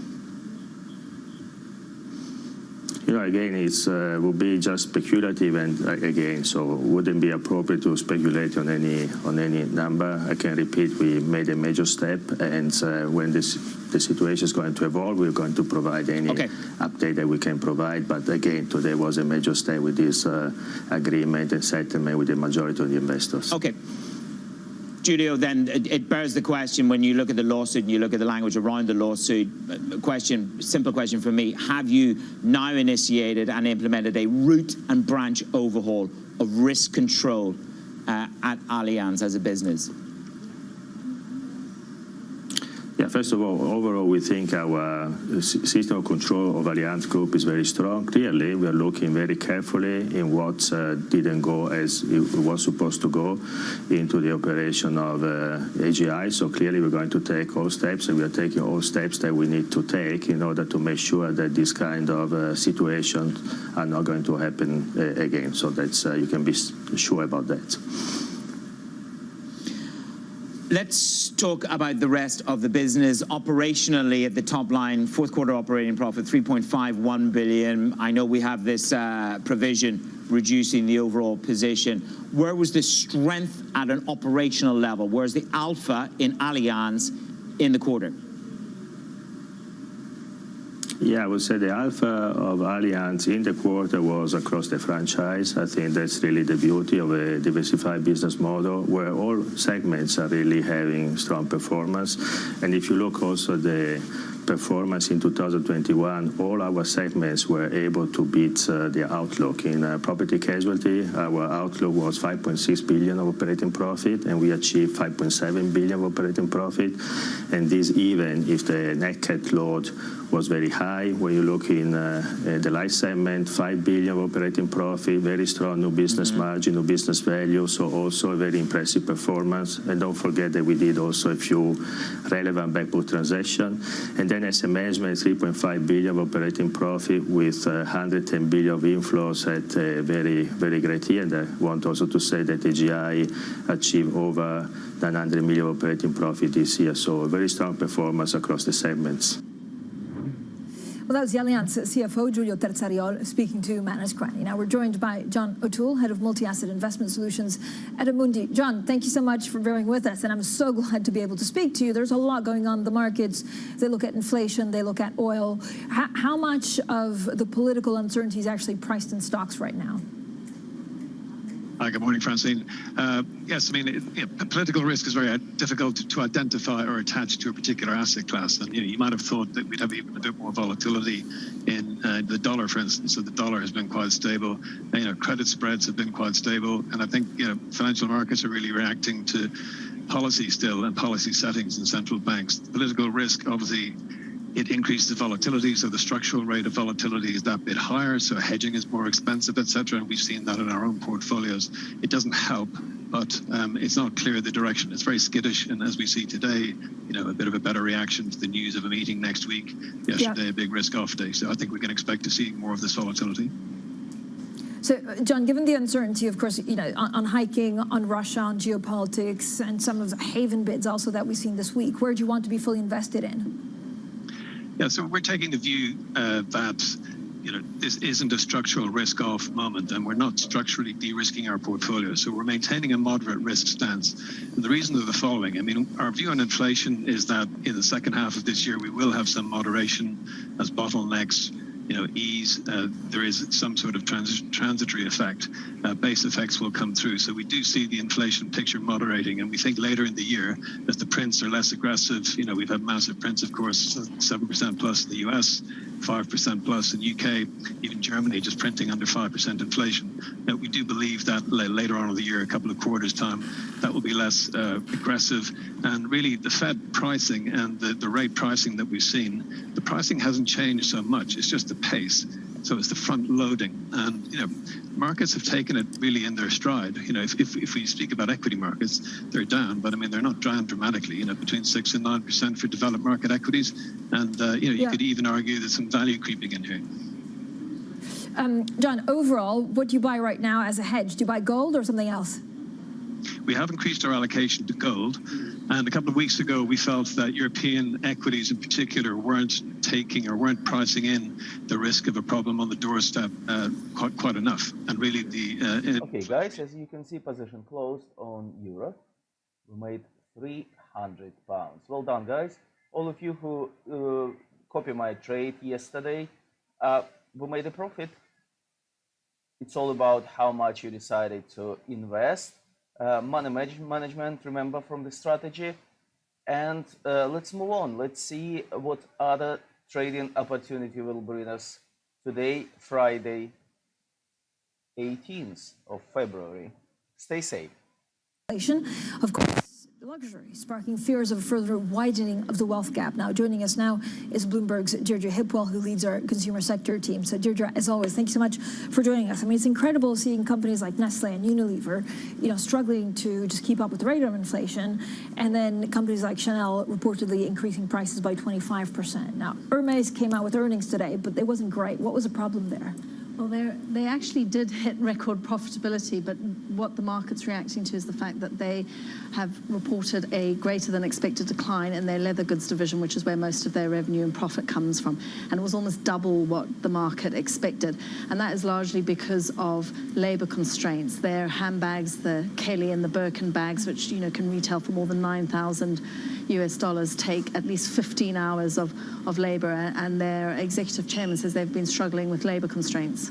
So is it the labor, or is it actually sourcing some of the pieces also, some of the leather? I mean, I had heard that there were anyway waiting lists for like years to have one of those bags. So is that it's just getting so much worse, or they're really struggling for the supply chain? Absolutely. I mean, there's always waiting lists for the bags. And, in the past, Hermes has actually encouraged that because the scarcity value makes their bags more valuable and more desirable.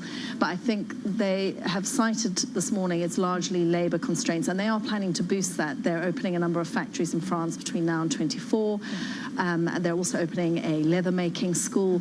So I think perhaps the labor constraints have been more of an impact than in the past, when maybe they were restricting demand to increase the allure of their products.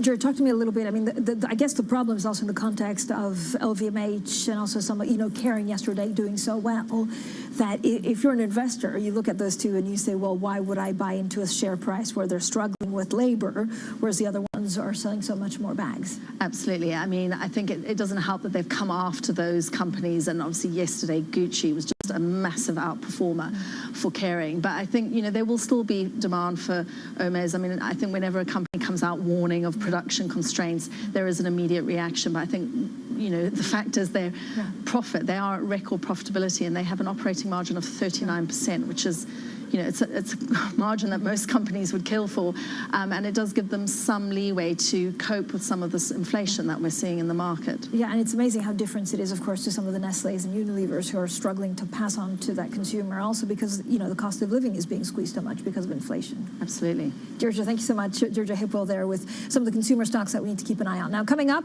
we'll be joined by Bob von Dijk, Chief Executive of Prosus. We're discussing investing in the consumer internet space, food delivery services remaining to be one of the firm's most important plays. Send in your questions on ID+ TV Go. This is Bloomberg.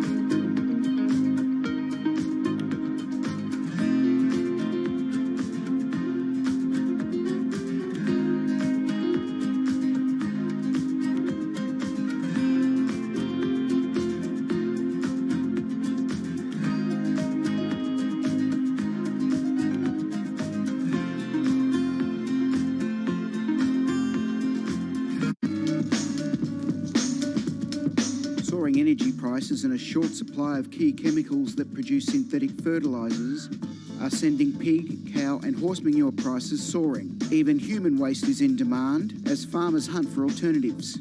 Fertiliser helps increase crop yields. You can see how much moisture is held into this. It's a lot of organic material into the compost, so it breaks down. The manure and the straw breaks down into a friable mix that can be mixed into your soil in the ground and for growing a whole range of different vegetables. Holds the nutrients in, holds the water in, and it really increases the kind of biodynamic profile of the soil. The recent price spike could mean more farmers going organic for the long term.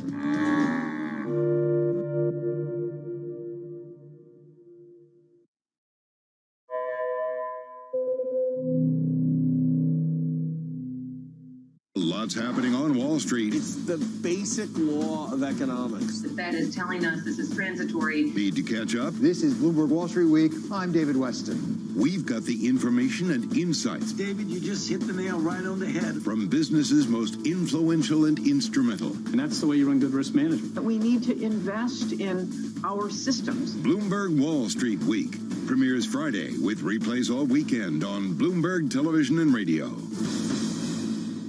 I think what we've seen during this period of time is that communicating via video is not a fad. We are using it in all aspects of our lives, for work, for learning, for communicating, for staying in touch. This is a market that over the past few weeks has made it clear it wants to go higher. It got a little spooked by the idea that geopolitical tensions are rising.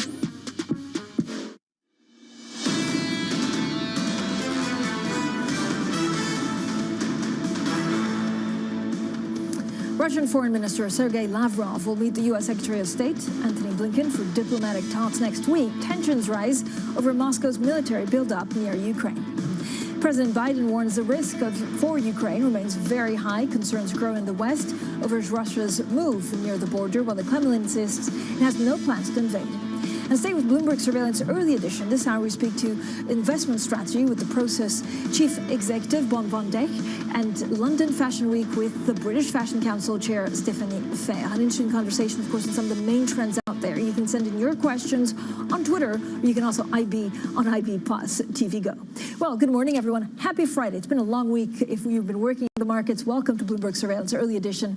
I'm Francine Lacqua here in London. Now, markets, I guess, abating from some of the fear that we heard earlier this week. Stocks in Europe, but also futures in the U.S. advancing.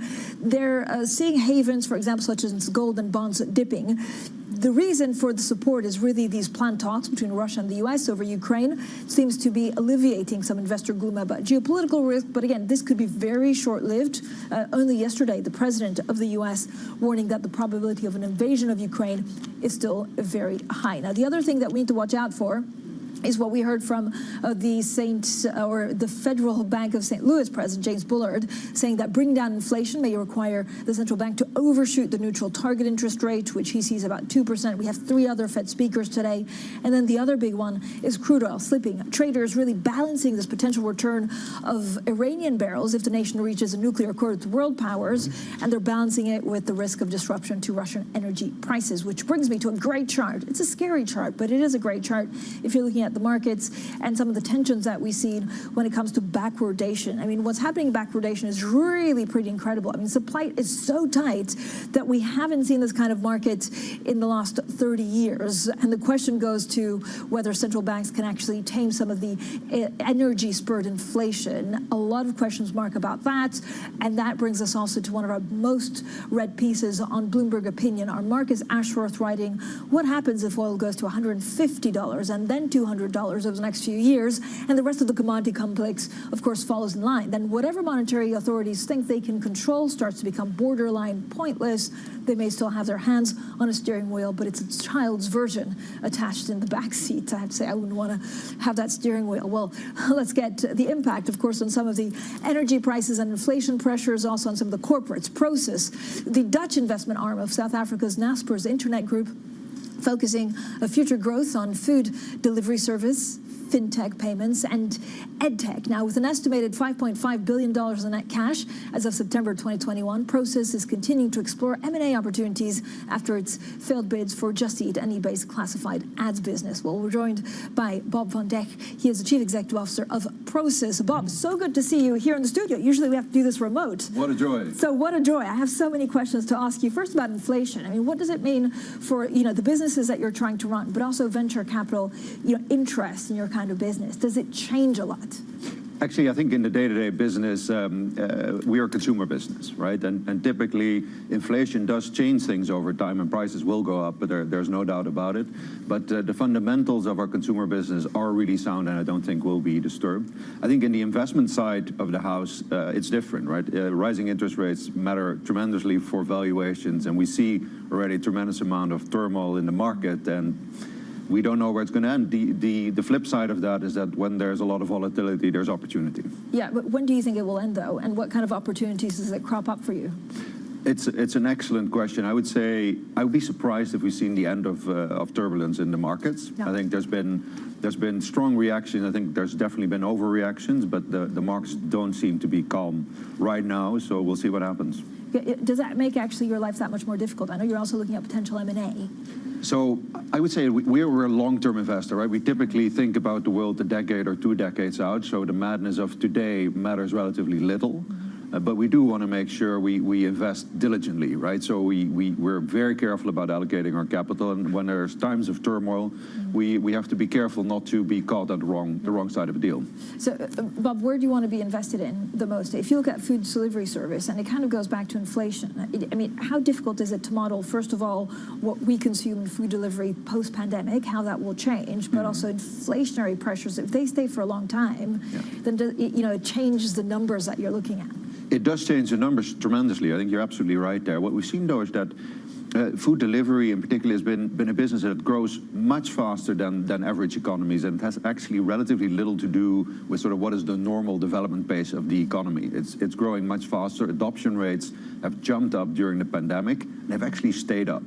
So I think we had explosive growth for a number of years where people were locked up in their homes. But even after, people developed these habits that actually really work for them. So we've seen continued really strong growth in our business, and we're big believers. I think actually if you look at the markets are a bit nervous about the model. What we see on the ground gives us a lot of confidence.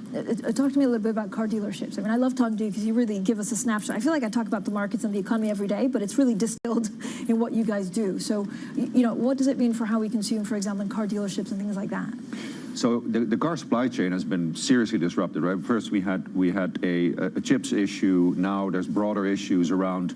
Well, there was a boat on fire this morning, I think, with 4,000 vehicles. 4,000 VWs. It's so I think what we have seen is that there's two things that happen. When people have little access to new vehicles, actually the second-hand vehicle trade has picked up in terms of values, and that's where we do a lot of our business. So it's actually been, we've been doing good business, getting people a vehicle when the new vehicles are not around.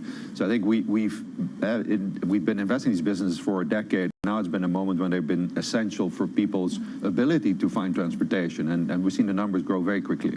But does it last for the next couple of years? And this is really the question that underpins everything. I mean, we talk about central banks, but it's a very simple and difficult equation. It's when do these supply chains ease off a little bit?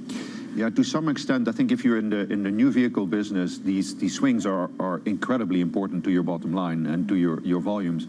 For us, we basically keep people moving. So I don't think there's a big change in the amount of distance that people travel, for example, right? That hasn't really changed so much. So the fluctuations in the new car market in the end are much more dampened when it comes to people just finding a way to get around. And we're in the business of finding a way to get people around. Bob, how frustrated are you by some of your valuations? So I don't know if you look at some of your biggest rivals, maybe Tencent, and I know this is something that you've been focusing on, is trying to spin off businesses also, so that people actually know what they're looking at, buying into as shareholders, and you make the most of it. So frustrated I'm not, because I've been doing this for a while, and I keep smiling. I think there's two things that matter for us. So first, as I said earlier, we're long term, right? Yeah. So the madness of the day, we try to look through and do things that create value for the long term. We're careful investors that think long term. So in that sense, it doesn't matter that much. On the other hand, I think particularly when markets overreact, and I'd venture to say that in a number of cases, particularly around food delivery, I think markets are overreacting. It's an opportunity, right? So we see value over long term, and if markets get nervous, it actually creates opportunities for us. But have you had discussions with shareholders that say, actually, why don't you spin off more so that I know that I'm buying a food delivery service instead of some of the car dealership? That the model of conglomerates just make it much more difficult to value, and maybe it's also because shareholders are maybe less sophisticated than 20 years ago. I don't know whether you feel that. So the way we think about it is the following. In the past, we've actually thought really careful about our portfolio, and when there are moments when we think the business are better off being owned directly by shareholders, we've done so. Actually, our TV business is a great example. We're sitting in a TV studio here. We used to own many of them. But at some point, that business was so different from our core, and we believed it was better for shareholders to own those businesses directly. I think that will happen in the future as well. On the other hand, actually, I think food delivery is an excellent example where I think we have a much more fundamental view, and we actually can invest through a cycle and build a great business for the long term that shareholders will be very happy with. So it's that balance. Right. I think in some cases it's absolutely right to do that, and we will. In other cases, actually our long-term nature can be really helpful in building a valuable business over time. Do you feel like you need to actually, if not exit or dilute some of the investments in South Africa? So South Africa, we used to have a very big portfolio, primarily in TV and in media. I think now we're much more focused. And the business we have there, we are actually really proud of and are really tomorrow's businesses. So we have a media business that actually is doing more and more TV and is also doing a lot of online news. And as you know, that's a great business. The business it is a you're great in. business. It's the business you're in, and it's doing remarkably well given the economic circumstances that are tough. Yeah. And we have a basically business like Amazon has here, and it's called Take a Lot, and it's doing really well. And it's actually getting people things that they were struggling to find in the pandemic, and it's been a lifeline for many customers.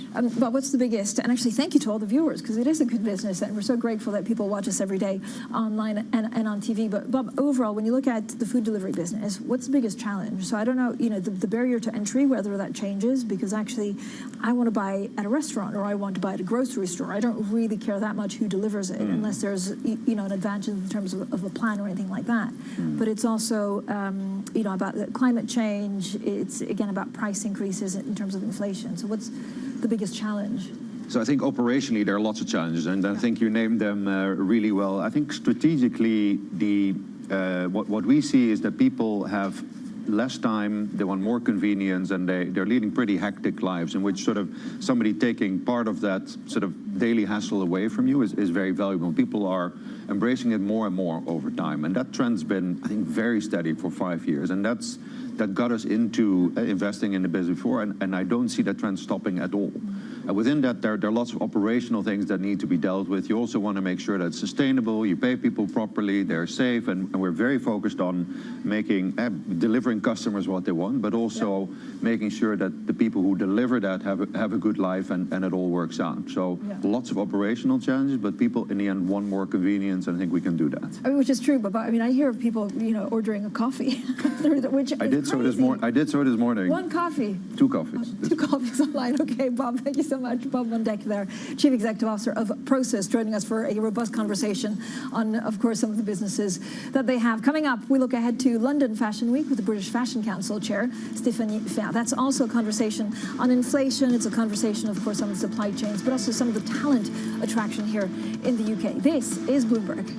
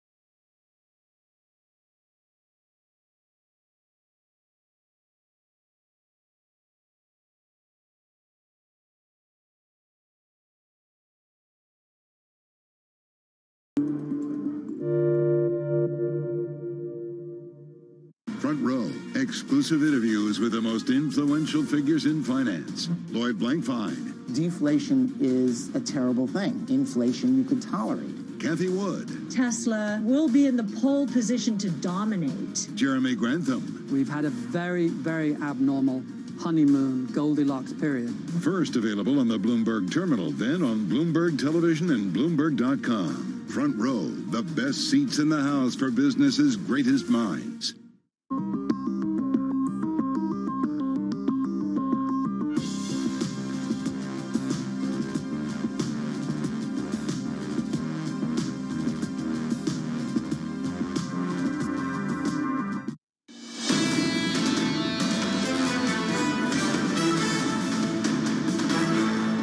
inflationary pressures continue to rise. It's going to be harder in 2022. Everybody's facing the kind of same input cost pressures. And we're really trying to pass on only those costs that have to go up.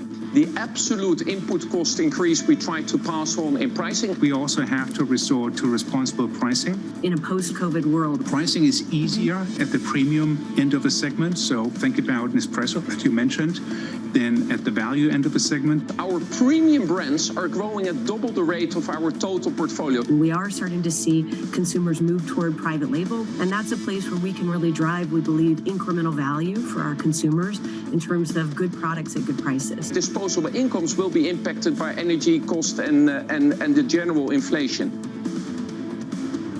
Well, some of the top executives there we've been speaking to in earnings season on the impact that red-hot inflation is having on their margins and, of course, their customers. Now, we're delighted to be joined by Stéphanie Fair, chair of the British Fashion Council. Stéphanie is also chief customer officer at Farfetch, advisor to the venture capital firm Felix Capital, and a board member of Moncler. She understands fashion like no one else, and also that crossroad between fashion, of course, and business. Stéphanie, thank you so much for joining us. It's also extremely exciting because we're looking at London Fashion Week, which starts tomorrow, or if I'm not mistaken, maybe this evening even, at a time where it's extremely difficult for some of these fashion brands to look at supply chains, inflation. Some have price power where they can increase prices, others don't. So first of all, what's your overall look at fashion? Is it harder to make money in luxury than it was 3 years ago? Good morning, Francine, and thank you. And yes, London Fashion Week kicks off this morning, actually. Just did the opening speech and lots of shows today and over the next 4 days. But with your question about the general state of the industry, I think it's facing a lot of what other industries are facing, which is a post-COVID reset. And certainly we're seeing it on the consumer side around price inflation at the premium. So the top luxury brands have all announced that they are raising prices. And it has to do with everything all the way down the supply chain, from manufacturing to transportation, workforce, and the disruptions around borders. So we are seeing it. The reality is that at the luxury level, there is price elasticity. There really is a rebound in demand. So brands are not seeing necessarily at the very high-end level that demand has dropped. We've seen great numbers out of China for brands such as Chanel and Hermes and Louis Vuitton. So there is definitely a sort of post-COVID rebound in demand. Yeah. I think for our smaller brands here, it's sort of different factors. But there is hope that the luxury industry is really resilient, and we're seeing that demand come through. And Stéphanie, you've been also extremely good in trying to help, you and the British Fashion Council with the chief executive, in trying to help some of the smaller brands with advice over business, because you can be an amazing creative, but if you don't have a business model that actually works, where you look at cash flows and things, it's a lot more difficult. Talk to me about some of the projects. I think you have a new joint venture or a fund that helps. I don't know whether it's starting businesses, but certainly British business. That's right, yes. So the BFC really uses its convening power to bring all of the resources together to support the fashion industry. And in the UK, it is small and medium enterprises, and they often need a lot of support around the commercial aspects of their business. The creativity is never in question, and the UK really is a pipeline of talent for the global fashion industry. But for businesses that choose to start and run their businesses here, we provide mentorship and support. And one of the aspects of this is the Venrex BFC Fashion Fund 1, which we've just launched. It's been a few years in the making, slightly delayed by COVID, but not deterred. And the idea was really that the best success comes through joining private capital and efforts from sort of organizations such as ours. And the idea is that it's a VC firm, Venrex, which has a wonderful track record in the industry. The BFC lends its name, pipeline, and through the license fee and a percentage of carry at the end of the fund, we can reinvest that money into the industry, into designer creative programs. So I really call it a fund with purpose, true impact investing. And Stéphanie, what is the one thing that people struggle with the most in the fashion and luxury sector in the UK? I mean, we see Hermes not being able to meet demand because they don't have the workers to make the bags. If Hermes has that problem, what does it mean for lesser known or less profitable fashion brands?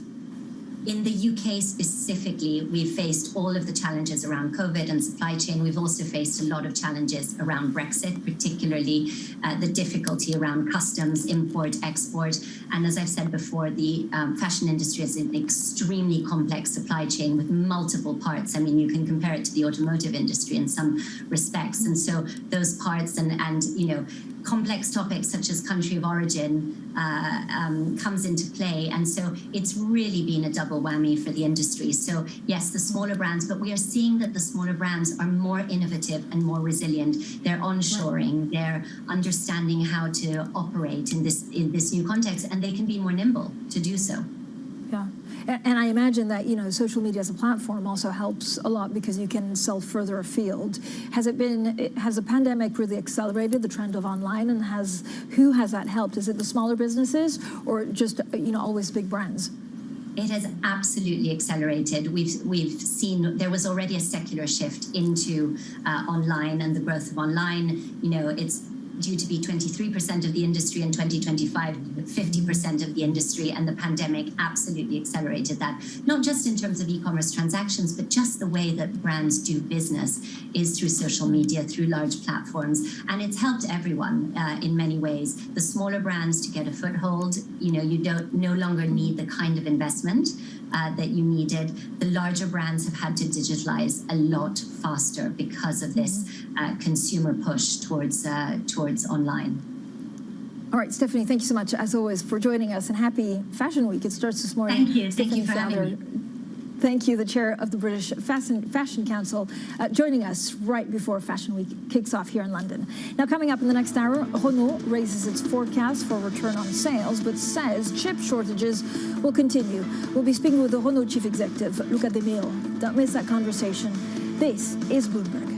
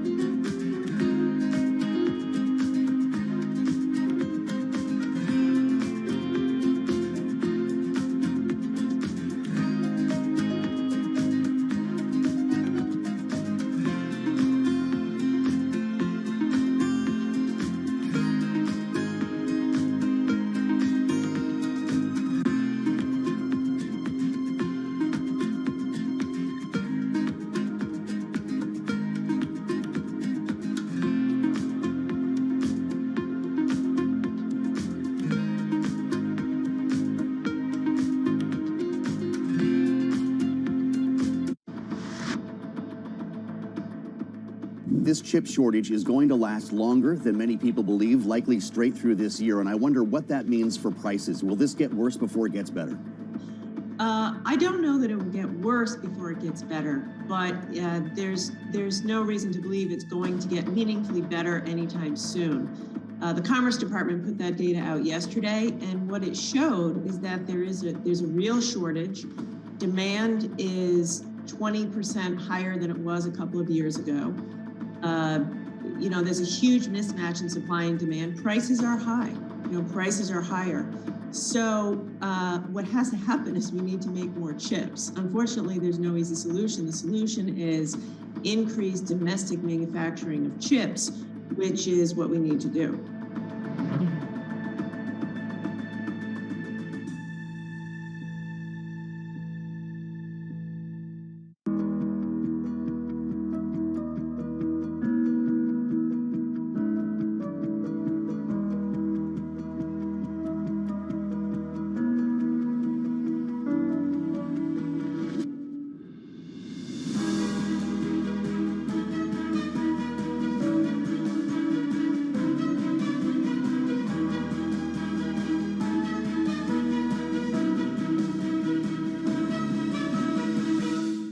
I think that it's hard to put your head around any narrative. Let's just be honest. We've had sort of a shift in, are we in some sort of stagflation fears moment? People were talking about that all day yesterday.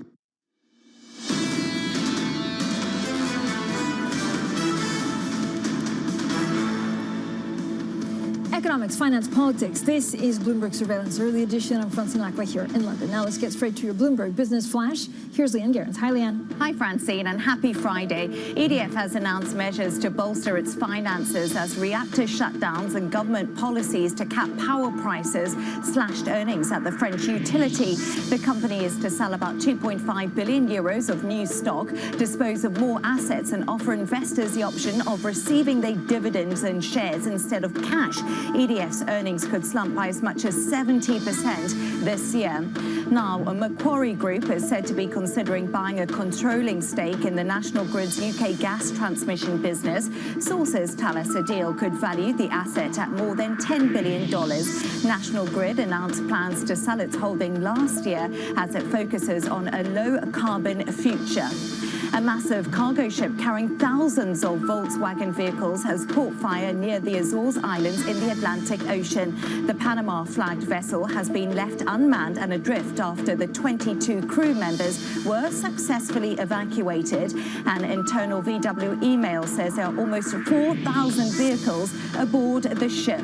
And shares of Hermes are falling today. The French luxury goods maker reported lower revenue from its leather goods division, which sells the Birkin and Kelly bags, and couldn't keep up with demand for its products. Normally, Hermes gets half of its revenue from leather products.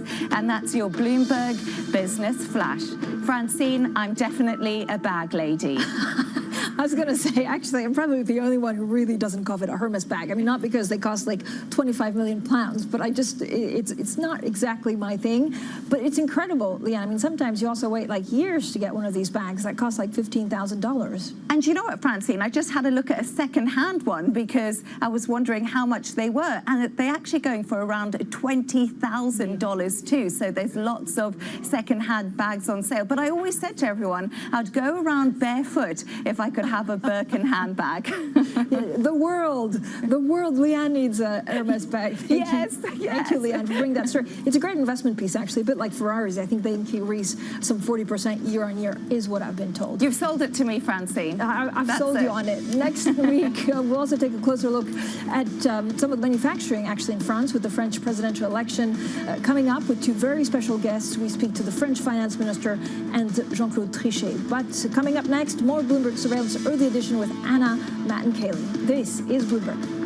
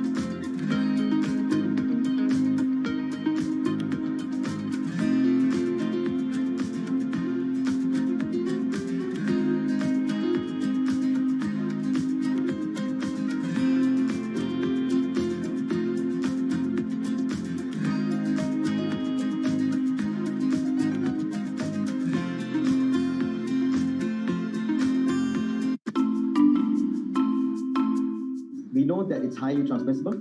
We know that 2 doses of vaccines, Pfizer vaccine specifically, neutralize the virus, but not as efficiently, because various studies showing that reduction up to 40-fold, meaning that a 3rd dose is a must for it to successfully neutralize the variant. What we don't know is still that what are the effects of mix and matching between vaccines, and what are the capabilities of antibodies produced from this mix and matching in neutralizing Omicron. Because as we know, many parts of the world use different types of vaccines.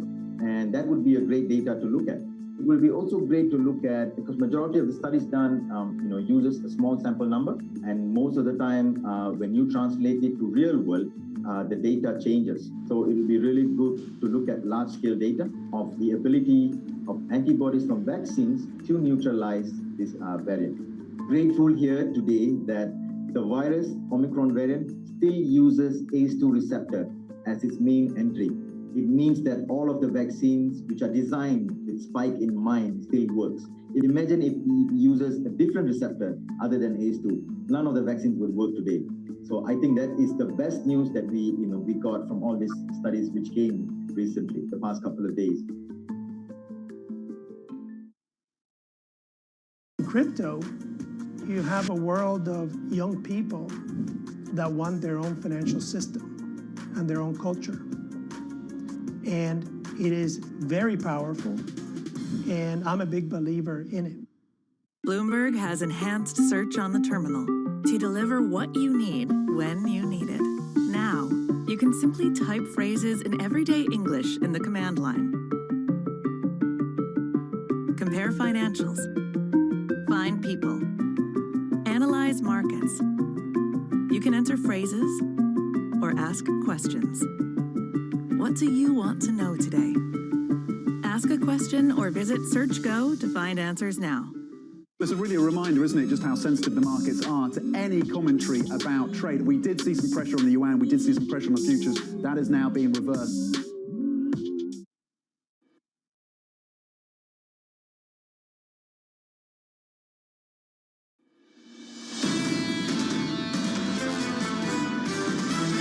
The most immediate threat to peace and security is Russia's looming aggression against Ukraine.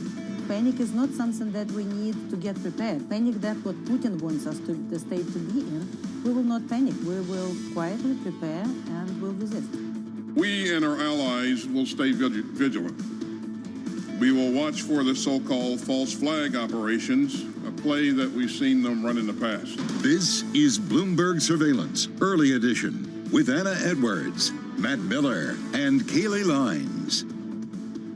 It's 10 a.m. in London, 5 a.m. in New York, and 6 p.m. in Hong Kong on this Friday, February 18th. Our top stories today. Diplomacy gets another chance in the Ukraine crisis. Russian Foreign Minister Sergei Lavrov has agreed to meet with the U.S. Secretary of State Anthony Blinken next week. Meanwhile, the U.S. ramps up warnings of a Russian invasion, while Moscow says there are no plans to attack. Hawks take center stage at the Federal Reserve. Cleveland Fed President Loretta Mester favors a faster rate hike pace if it's needed to tame inflation. St. Louis Fed President James Bullard says rates may need to go above 2%. And a Bloomberg exclusive, Morgan Stanley's relationships on Wall Street are caught up in that Justice Department investigation into block trading. Authorities are seeking information on executives at Citadel, Element, and other firms. Welcome to Bloomberg Surveillance Early Edition. I'm Anna Edwards in London with Matt Miller and Kaylee Lines in New York. And Kaylee, geopolitics still very much what the markets are moving on, what the markets are thinking about, but a little bit of respite perhaps before we get that US-Russia meeting towards the end of next week. Well, a little bit maybe in Europe and the U.S., Anna, after yesterday's losses, but Asia was playing catch-up to those declines we saw in the West yesterday. It was a broad down day. You did have Chinese stocks positive, but a lot of other regional benchmarks were lower. And the MSCI Asia-Pacific Index as a whole was down about 0.6%. The real underperformance came from Hong Kong and specifically the technology sector. The Hang Seng Tech Index fell more than 3%. Now, yes, part of that is just following on from the losses we saw for U.S. technology stocks yesterday, but one company in particular created a massive drag, and that is Meituan, of course, the Chinese food delivery giant, after Beijing asked food delivery platforms to cut the fees that they charge to restaurants. That saw the shares plunging about 15% overnight. And in other asset classes, I would just point out in foreign exchange, it is the Japanese yen that is the big underperformer in both G10 and Asian FX. Not a lot of safe haven bid for that asset, as Anna says, sentiment seems to be improving, at least in the West anyway. So the Japanese yen weaker against the US dollar by about 0.2%. 115.16 is where we trade, Matt. Yeah, so investors no longer really looking for those havens. We don't have, though, a really big pop in risk assets. You can see S&P futures, they're gaining, but only about 0.5% right now. The U.S. 10-year yield is up, but just barely nudging up, not getting up to 2% right now, 1.9633. And NYMEX crude is still down. Okay, it's over $90 a barrel for WTI, but we're still looking at losses here at 90.02. And then Bitcoin, although it's gaining also only 0.5% and only to 40,886. So not a lot of respite for Bitcoin either, Anna. Yeah, absolutely. It does seem as if we're seeing a modest pickup in risk appetite, but it is modest, isn't it, Matt, in comparison with the losses of yesterday? That futures pickup that you see there, the picture I see here in Europe does not make up for the losses of yesterday, and they were driven by geopolitical concerns. So here we are in Europe with a picture of mostly green, but we do have some markets that are pretty range-bound. The Spanish, the German market, fairly flat. The French market is doing pretty well, but with the flatness in these markets, a good time to point out, we see no issuance of junk debt from European corporates this week. It seems that high-yield issuers are stepping back from the primary market, concerned about spread widening, and that is keeping those corporates on the sidelines. Back to the stocks, and let's look at where we are on the French story, because the French market actually getting a decent pickup today, up by 0.5%. The luxury stocks in focus, consumer goods more broadly in focus, and they're doing well over in Paris. Not so for Hermes, though. Expectations have been really high around the luxury sector, and it seems that supply constraints, or rather production constraints, sorry, on this particular business are the issue. Those $9,000 handbags, Birkin and Kelly, not Kaylee, I think they got the name wrong. They don't seem to be able to make enough of those to get anywhere close to the level of demand. So that is weighing on that business. EDF, sticking with the French theme, that stock down by 4.5%. The French government is putting more money into this business. There's a rights issue there. And Allianz in the financial services sector over in Germany, down by 1%. They've come through with an estimate of the amount it will cost them to deal with that hedge fund that collapsed, the Florida-based hedge fund that collapsed at the height of the pandemic in spring of 2020. And they say that there could be more charges to come, Kaylee. Well, and of course, Anna, we spoke with the Allianz CFO earlier on Bloomberg Television, so we'll play a little bit of that interview later on in this show. Now, as for what is ahead later on today, the Munich Security Conference will get underway in Germany. U.S. Vice President Kamala Harris, Secretary of Defense Lloyd Austin, and Secretary of State Antony Blinken are all expected to attend, and you can bet that Ukraine and Russia are going to be high on the agenda. Meanwhile, the U.S. Monetary Policy Forum will be taking place in New York. Fed officials including Charles Evans, Christopher Waller, and Lael Brainerd are among the speakers, so we will listen to any commentary from those Fed officials, any indication of how large a hike we could see next month. And then finally, on the economic data front, the U.S. will report new or existing home sales at 10 a.m. New York time. Matt? All right, U.S. Secretary of State Antony Blinken will discuss the Ukrainian crisis with Russian Foreign Minister Sergei Lavrov next week in Europe. That's why the markets have a little bit of support this morning. The meeting was set hours after President Biden ramped up warnings, though, of a possible Russian attack on Ukraine. Ukraine's ambassador to the U.S. spoke with Bloomberg yesterday on the country's NATO aspirations. We will never give up on our sovereignty. We will never give up on our territorial integrity. We will never give up on our Euro-Atlantic aspirations. But how to bring peace and how to stop the ceasefire, we are ready to discuss, because for us, again, we are prepared to defend our country, but unlike Mr. Putin, we value each of our soldiers and each of our civilians. So we would like to avert the war. Emily Wilkins, Bloomberg government reporter, joins us out of Washington, D.C. to talk about how the U.S. administration sees this. On the one hand, President Biden said a false flag operation is very likely, an attack is very likely. On the other hand, we're going to actually go into diplomatic talks next week. Yeah, you're really seeing these dual messages from the Biden administration, saying that there's still a path for diplomacy, that talks are still happening. As you mentioned, Secretary of State Blinken is meeting with his Russian counterpart. We're also going to see Secretary of Defense Lloyd Austin talking with his Russian counterpart as well. So these diplomatic channels are still open, but the warnings have certainly increased. Hearing yesterday from the Biden administration that an attack could happen as soon as the next few days, that Americans need to be out of the country, really putting some of those markers down in place. I think at this point, they're still looking at the diplomacy angle. They're still moving forward with that. And here in Washington, lawmakers are still trying to figure out what, if any, sanctions should be put on Russia going forward. They were initially working on a bipartisan bill, but those talks have fallen apart.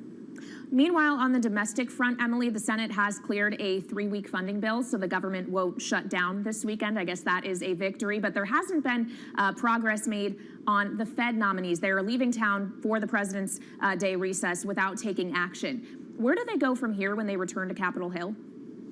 Well, let's talk about the funding first. That's a victory, but it's only a temporary one. And to be honest, some Democrats don't even see it as that. They say they're still using the funding that was approved under the Trump administration. They need to get new numbers out there, new types of spending, and that can't really happen at this point until there's more agreement. The new deadline is March 11th, and we have seen some signs that they could be doing a full new spending bill at that point in time. Of course, then that already makes them late for funding the government for next year on their current timelines. And of course, Fed nominees, you did see the holdup this week, Republicans putting down their opposition on Sarah Bloom Raskin, refusing to advance those nominees from committee to the floor. We're hearing now Senate Majority Leader Chuck Schumer say that they're going to be trying again next week, as well as head of the committee, Sherrod Brown, that they're going to try a way to figure this out. Republicans are holding firm, saying that they need more information about Raskin's involvement with a Colorado firm and the Fed over in Kansas City. So we'll be keeping a close eye on what happens there. In addition, with Senator Joe Manchin, once again in the mix, saying he does not know yet whether he is going to support all the nominees. Emily, thank you. Emily Wilkins of Bloomberg Government in Washington for us. Meanwhile, more hawkishness from the Federal Reserve. St. Louis Fed President James Bullard says taming inflation may require the Fed to overshoot a neutral target interest rate that he puts at 2%. And Cleveland Fed President Loretta Mester supports raising rates next month and tightening policy faster if needed. Joining us now is Christine Aquino, who helps lead our markets coverage. Christine, how is the conversation progressing around the 50 or 25 basis points hike in March? What new information do we have? And has the geopolitics muddied that, made it more difficult to estimate what kind of hike we get in March from the Fed? Well, look, Anna, in terms of market pricing, we are seeing less expectations for a supersized rate hike in March. But I think markets are still taking away the idea that the Fed is prepared to hike faster and add more tightening to the mix if that is necessary. We certainly got that message from the minutes of the January Federal Reserve meeting. And keep in mind, that was even before the blowout CPI figures that came shortly after that. And now that we're getting this message being reinforced as well by the likes of Mester and Bullard, certainly driving home that message. Now, in terms of how the geopolitics and the Russia-Ukraine situation is feeding into this, I think how markets are looking at that is perhaps a bit of a speed bump or something that slows the process of higher rates and higher yields, but not necessarily turning that direction around completely. I think it's something that investors definitely be wanting to keep an eye on and wanting to act tactically towards in terms of raising their hedges, but not necessarily something that will change their views completely. Well, and we know the ECB is also going to have to keep in mind what is happening in Europe on the geopolitics front. And we actually heard from Peter Casimir, who's the Slovak central bank chief and as a member of the governing council, saying that he thinks the ECB should wind down bond buying by August, some flexibility on hikes. Is the market priced for that? Where are expectations around the ECB in particular right now, Christine? Well, Kaylee, I think markets have definitely ramped up their expectations for rate hikes from the ECB, especially after we heard from Lagarde just a couple of weeks ago saying that they're no longer ruling out rate hikes this year. So that is quite a change of tone from what we heard from them last year. And so I think markets have reacted accordingly, definitely seeing a bit of a game change in the ECB tactic. And when we have the likes of ECB's Casimir saying that they should end the bond buying program much earlier than markets are anticipating, that's kind of, again, reinforces that narrative that perhaps the ECB may have to act sooner than they have indicated in the past. And markets are definitely prepared to ramp up those rate hike bets. There's certainly room to do that for sure at the moment. All right, Christine, thanks very much for that. Bloomberg's Christine Aquino talking to us about markets. Now it's time to turn to our Bloomberg exclusive, a story we've really been focused on all week. New information on Morgan Stanley's relationships across Wall Street being collected by authorities. Communications are being sought from executives at Citadel, at Element, at other cross parties. What would you say? Investment firms. Investment firms. Shonali Bassett joins us now, Bloomberg's Wall Street reporter, to talk about. I was thinking about, these are the people that Morgan Stanley was trying to do the deals with, right? Yeah, there are absolutely a lot of major clients, Citadel, Element, big clients of the big banks. But the reality, Matt, here is that communications are being sought about a dozen dozen executives or so at different banks, different investment firms, large and medium sized. And none of these executives are necessarily accused of any wrongdoing or central to the probe, but it does start to show you an investigation that started years ago about block trading really is taking on new life and a broader scope in the wake of Archegos. Well, and of course, while we wait for any kind of resolution or clarity on where this is all going to lead, is it having an impact on Morgan Stanley right now? One thing that's interesting is Morgan Stanley's stock this week has dropped more than 8%, and that's meaningfully more than the other banks of its size. Remember, Morgan Stanley is a whale in the market when it comes to IPO underwriting, meaning it has a very close relationship, Kaylee, to not only hedge funds, but venture capitalists and sponsors. And so this is a really key business for Morgan Stanley. But again, this is a business that has really, while it's lasted a long time, in the last decade has changed a lot, with a lot of hedge funds starting ECM desks, that's equity capital markets desks, and being involved in these block trades, which makes this investigation so important to so much of Wall Street. Well, and we know you will continue to follow this investigation for us. Thank you so much to Bloomberg's Shonali Bassik. Now let's take a look at some other stocks moving in pre-market trading here in the U.S. There are some big movers to the downside, one of them being Roku, which of course is that video streaming platform. It missed in the fourth quarter. Guidance for the first quarter also missed. The company is blaming weak advertising trends and, wait for it, supply chain issues. That stock is down about 25% before the bell. Another big downside mover is Redfin, which of course is the online real estate company. It also missed on expectations for the forecast. It is also down nearly 25% before the bell. And one other downside mover on the back of earnings is Dropbox. And this is interesting because they actually beat pretty much across the board, but clearly wasn't enough for investors because that stock is down about 7.6% in early hours, Anna. Yeah, supply chains proving useful to blame them. Coming up on this program, Renault's earnings beat giving a boost to shares. We'll talk about, yes, supply chains with the CEO of Renault, Luca De Meo, joins us.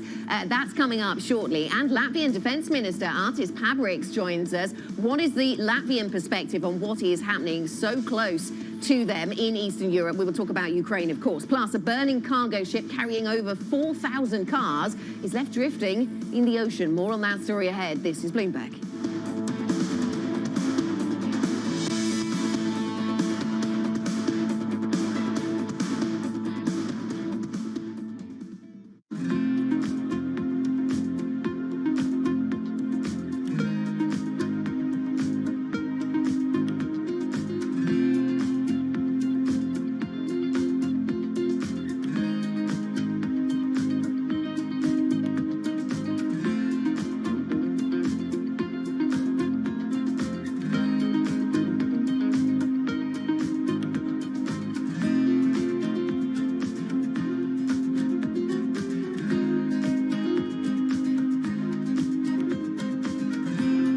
What do you think is the impact of the Prime Minister on the market?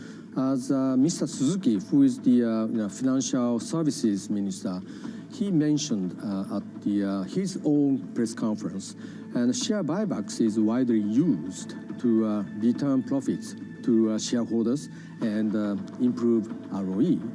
And how to share out the profits from growth is totally the decision of the management of each company after carefully taking all the stakeholders into consideration. And I believe Mr. Kishida has a quite cautious stance on the uniform regulation of share buybacks. And I think because he is giving a consideration to each company's individual circumstance and decisions. Access the financial world on demand. Hear from leading economists, policymakers, and industry experts via live and on-demand webinars, only from Bloomberg. Start exploring to see what's moving the markets. Visit Bloomberg.com/webinars.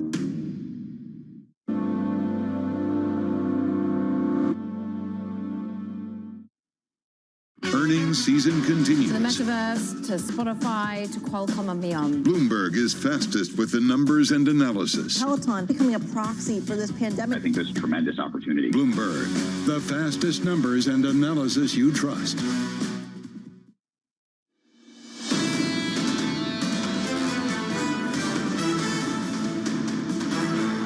This is Bloomberg Surveillance Early Edition. I'm Matt Miller with Kaylee Lyons in New York and Anna Edwards in London. Now keeping you up to date with news from around the world, here is the first word. The Biden administration is warning that COVID cash is drying up. It's telling Congress that the U.S. doesn't have enough money on hand to deal with future coronavirus variants, stockpile vaccines, or develop new technologies. The Department of Health and Human Services is asking for $30 billion to prepare for new waves of the virus.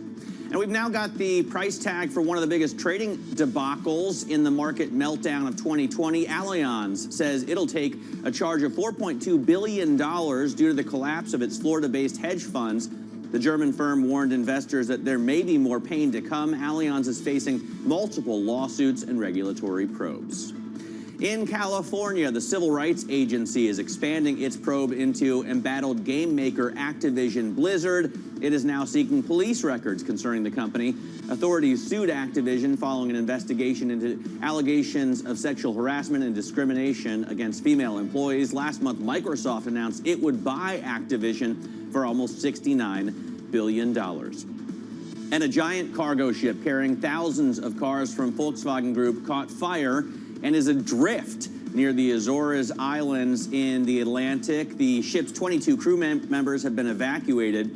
The ship, though, is still carrying almost 4,000 cars, including 1,100 Porsches, as well as Audis and Lamborghinis. So this is sad, sad news. It is. On a lighter note, the crew are not on board, so that is good. 20 or so of them. They managed to get off. Thousands of VW Group cars on board here. As you say, Porsches, Audis, Lamborghinis. So I suppose if you're anywhere in the United States and you placed an order, Kaylee, you might want to check. Well, and the thing is that this is just another supply chain headache for these auto companies, right? You're already dealing with producing these cars amid a chip shortage. Then you have to deal with higher freight costs, and then your freight catches fire in the middle of the ocean. It's not great. Yeah, it's rough. You'll be missing that Lamborghini for sure, Kaylee. Let's take a look at what's going on in terms of Ukrainian tensions and what that's doing to markets right now. In terms of, well, I've got a chart here, and those listening on radio can't see it, but I'll walk you through what it is. It's the number of rate hikes that we're pricing in white here, and of course we're pricing in about 7 rate hikes through the end of the year. S&P futures continue to come down. Let's bring in Katarina Uramol, Allianz senior European economist, to talk about how Ukrainian tensions are weighing on, an already tense market, Katarina, because we're worried about Fed tightening. How do you factor in the geopolitical risk? Hey, Matt, it's great to be here. Clearly, what we're seeing is that the situation is very hard to read. We are seeing, on the one hand, positive developments only 2 days ago. Now, yesterday, we got the call back that actually not everything is going so smooth. Markets are clearly up and down, reflecting this uncertainty. But we think that for now, central banks will look through the situation. This limbo for longer that we expect to see will be ignored to some degree, unless we'll see a more negative impact on the domestic economy. Okay. Yes, Katarina, good morning. Would you describe this geopolitical tension as potentially inflationary? Because what it does to gas prices here in Europe, to oil prices more broadly across the globe. And then it's kind of strange then that it leads to the market concluding, okay, well, central banks are less likely to hike aggressively as a result of this. Yeah, so absolutely. The scenario that we see, this limbo for longer, sees no military escalation, but this heightened uncertainty, and that will clearly also show up in energy price inflation. And that means that, for instance, in the Eurozone, we're not going to talk about 4% inflation, but 5% inflation in 2022. And that is, of course, an additional headache, but it is for central banks, but it is really key for them to look at domestic inflation developments And again, as long as the economy is, not turning sour, or for instance, for the ECB, as long as peripheral spreads, remain in check, this is not an additional argument to blink on either side, on the dovish nor on the hawkish. And do you see any signs of stress in European debt markets, Katerina, that worry you at all? We've got no corporates issuing high-yield debt, no junk issuance this week in Europe because of concerns around spreads. Is this something that is filtering into nervousness in other markets?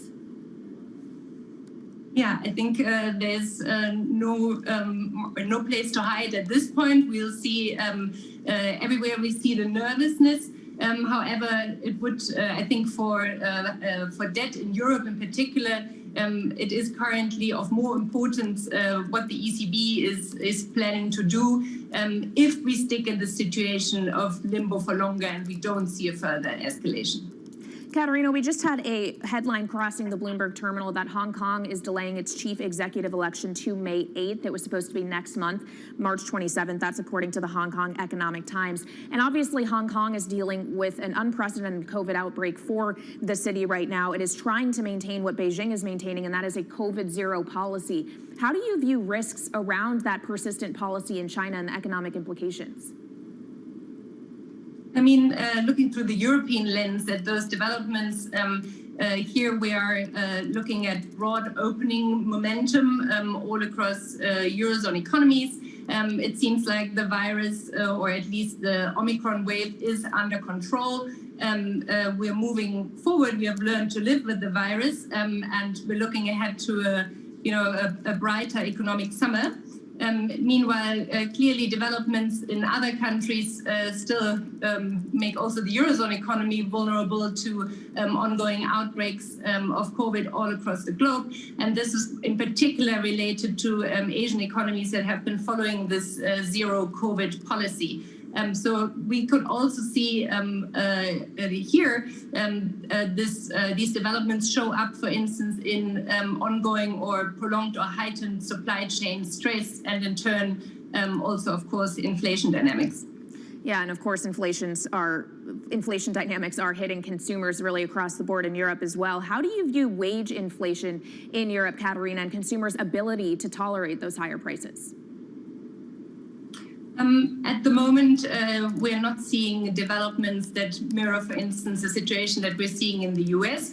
So for now, wage growth is moderate. It is spotty. We're seeing some countries where wages are indexed to inflation. Clearly, here, wage pressures are more dynamic.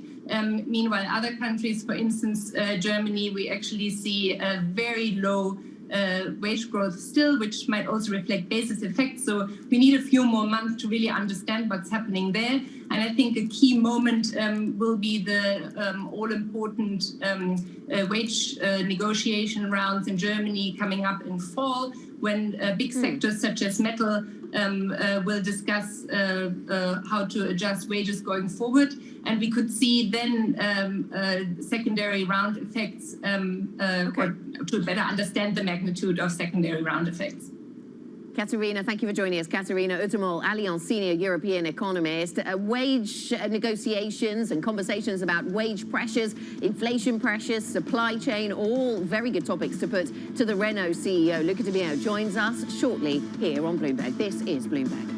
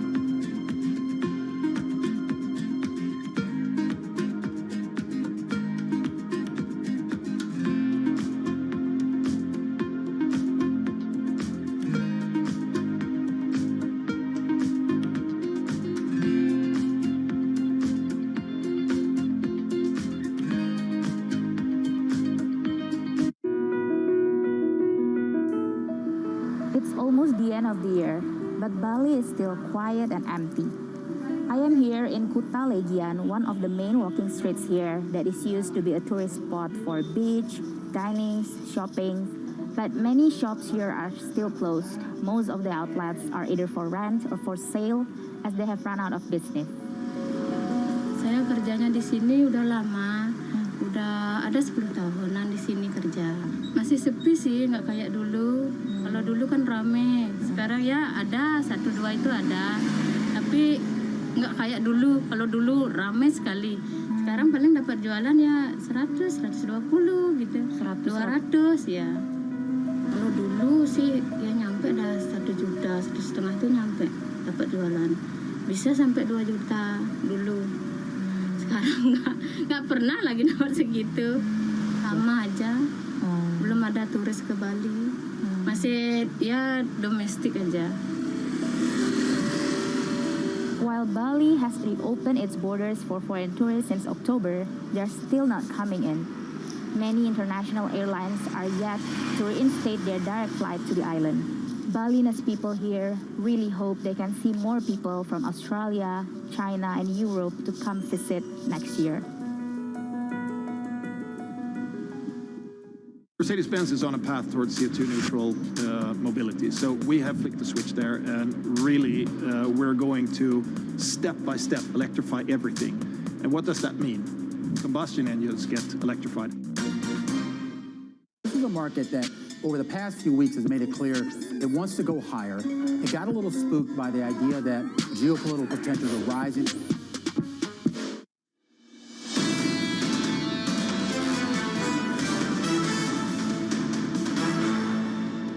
This is Bloomberg Surveillance Early Edition. I'm Anna Edwards in London with Matt Miller and Kaylee Lyons in New York. Here is what you need to know. More talks set in the Ukraine crisis between Washington and Moscow. Russian Foreign Minister Sergei Lavrov has agreed to meet with U.S. Secretary of State Anthony Blinken next week. Meanwhile, Washington ramps up warnings of a Russian invasion, while Moscow says there are no plans to attack. Hawks at the Federal Reserve are making their opinions known. Cleveland Fed President Loretta Mester favors a faster rate hike pace if it's needed to tame inflation. St. Louis Fed President James Bullard says rates may need to go above 2% to curb rising prices. And we will certainly get you the latest on that Morgan Stanley story. Bloomberg has learned that Morgan Stanley's relationships on Wall Street are being snared in that Justice Department investigation into block trading. Authorities are seeking information from executives at Citadel, Element, and other firms. No one has been accused of any wrongdoing. Certainly a fascinating story, though, Matt, to watch. What is on your mind as we head towards the start of U.S. trade? It's not always fun to be a Morgan Stanley counterparty, and that's not just because of the Morgan Stanley fade, apparently now. Could get ensnared into a probe. I'm looking at futures that are rising about 0.5% on the S&P. A little bit of optimism about diplomacy as Antony Blinken sets to meet with Sergei Lavrov next week. The U.S. 10-year yield is now up a little bit, but not much, 196.68. So investors may be feeling comfortable enough to let go of some of that paper, but it's not a huge move. NYMEX crude coming in now under $90 a barrel. WTI at 89.16. I was speculating yesterday that this could be because investors are optimistic about more capacity coming online if Iran gets through those nuclear talks. I'm not sure if that's really the driver, but it's a pretty big move now to the downside.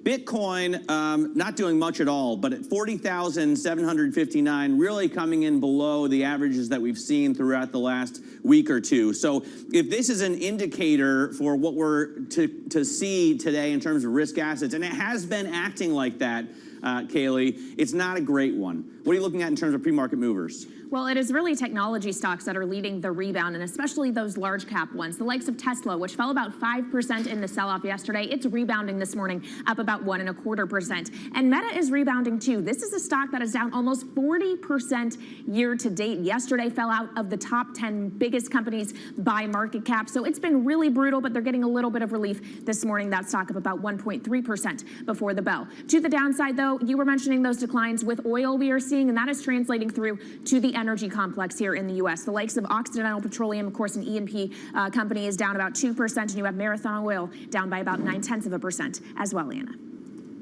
Let me take you to Europe then, Kaylee, and what we're seeing here on European equity markets. And just as Matt was saying, things are kind of lackluster in terms of the US futures picture, although a little bit outpacing what we're seeing here in Europe. We are certainly lackluster here in Europe, either side of the flat line on the major markets, but the stock 600 as a whole up by 0.1%. Bad news over in Paris when it comes to the luxury space. Expectations were probably pretty high, given we've seen such good news, such forecast beating, estimate beating news coming through from luxury names over in Paris. Not so at Hermes, the leather products. They're disappointing. They're not able to make enough of those $9,000 bags, and so they're having to recruit new people, to teach new people how to use those skills, how to make those bags so they can sell more of the Birkins and the Kellys. EDF down by 4.4%. The French government putting more money into EDF. They told them previously they had to keep their prices low in terms of energy markets and those energy prices to French consumers. Now the government's having to put in some money there in a rights issue. Allianz down by 1.3%. The collapse of their hedge funds at the height of the pandemic, that was certainly something that they had to talk about with the markets today. They've made some estimates about the amount of money that's going to cost them, and there is perhaps more on that story to come. Matt. All right, in other earnings news, Renault raised its forecast for return on sales, even as the car maker warned semiconductor shortages would continue to curb vehicle production. Joining us now is Luca De Meo, the CEO of Renault. Luca, thanks so much for your time. Really appreciate it. You know, we want to get all we can on the chip shortage. First and foremost, how do you see it playing out throughout 2022? So right now it's still a pretty complicated situation, but we all bet on the fact that in H2 the situation will get back to the normal. So we have last year we lost like 500,000 cars that we could have potentially produced and sold, but we think this year will be, the whole impact will be 300. So it's better than last year, but still not ideal situation. And by summer it should get into, you know, kind of a normal rhythm. I wonder about, you know, yesterday we had Ed Ludlow down in Mississippi at a Nissan plant. They're talking about their EV production, and your relationship with Nissan seems to be improving. How is that partnership, especially when it comes to building electric vehicles? I mean, it's the transition to electric is a huge opportunity for the alliance because both Renault and Nissan are kind of pioneer in their respective markets on this technology. So we know what we're talking about. We do that since 10 years. We, you know, just if you take the Renault cars, they've been running for 10 billion kilometers on an electric powertrain. So it's something that we know how to do it, design it, repair it, etc. So we've made a lot of decisions in the last 12 months. Together with Nissan, we've decided to use a similar chemistry, a similar, exactly the same module, and we have decided some structuring project like battery plant in the north of France, the battery plant that they do in the UK, and also recently Nissan announced that they would jump on our small electric car platform in one of our plants in the north of France. So you see the dynamic is good, and that electrification is an opportunity to strengthen the partnership with our Japanese colleagues. So you like the dynamic between the two at the moment. Luca, good morning. Let me linger on the subject of supply chains for a moment. What is it about the supply chain issues and getting hold of semiconductors in particular that is so difficult, Luca? Is it a question of revisiting contracts, trying to move up the priority list with those suppliers? What is it that automakers can do to try and fight off the others that are in the market going for the same semiconductors? I will need an hour and a half to explain you the complexity of the whole thing. I don't think we have the time, but actually it's a very complex supply chain with very lot of layers, and the increase in the capacity in the semiconductor industry, it's kind of a long-term thing. So, by the way, we are also in the automotive industry using some legacy technology that is not the one on which the semiconductor industry is actually really interested for the future. So we have to manage that kind of transition. We are also redesigning some of our products to actually accommodate new technology, but in the meantime, we need to produce cars.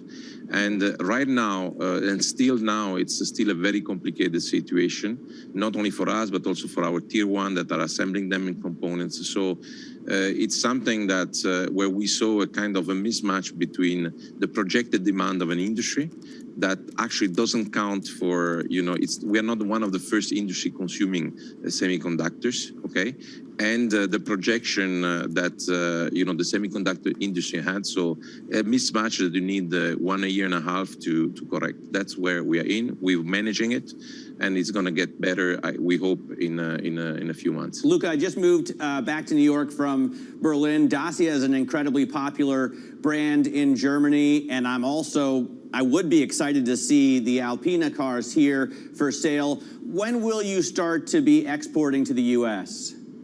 That's a big question. I mean, I think, I have a lot of respect for, American consumer, American market. I think you need to get the right product to do that. And you need to have the resources to do that. And for the time being, it's not part of our plan because we don't have the product to do that. And we don't have the resources. But it's a kind of a dream. And, a brand like Alpine, for example, could be exciting for, a lot of car enthusiasts in America. To say the least. Luca, thank you very much. Thanks for joining us. Luca de Meo, Renault's CEO, thank you so much for your time. When we come back, we'll be back to the geopolitics. Latvian Defense Minister Artis Pabriks joins us. What is the view from Latvia of what is happening on the Russia-Ukraine border? And what do they make of the support they're getting from NATO allies? This is Bloomberg.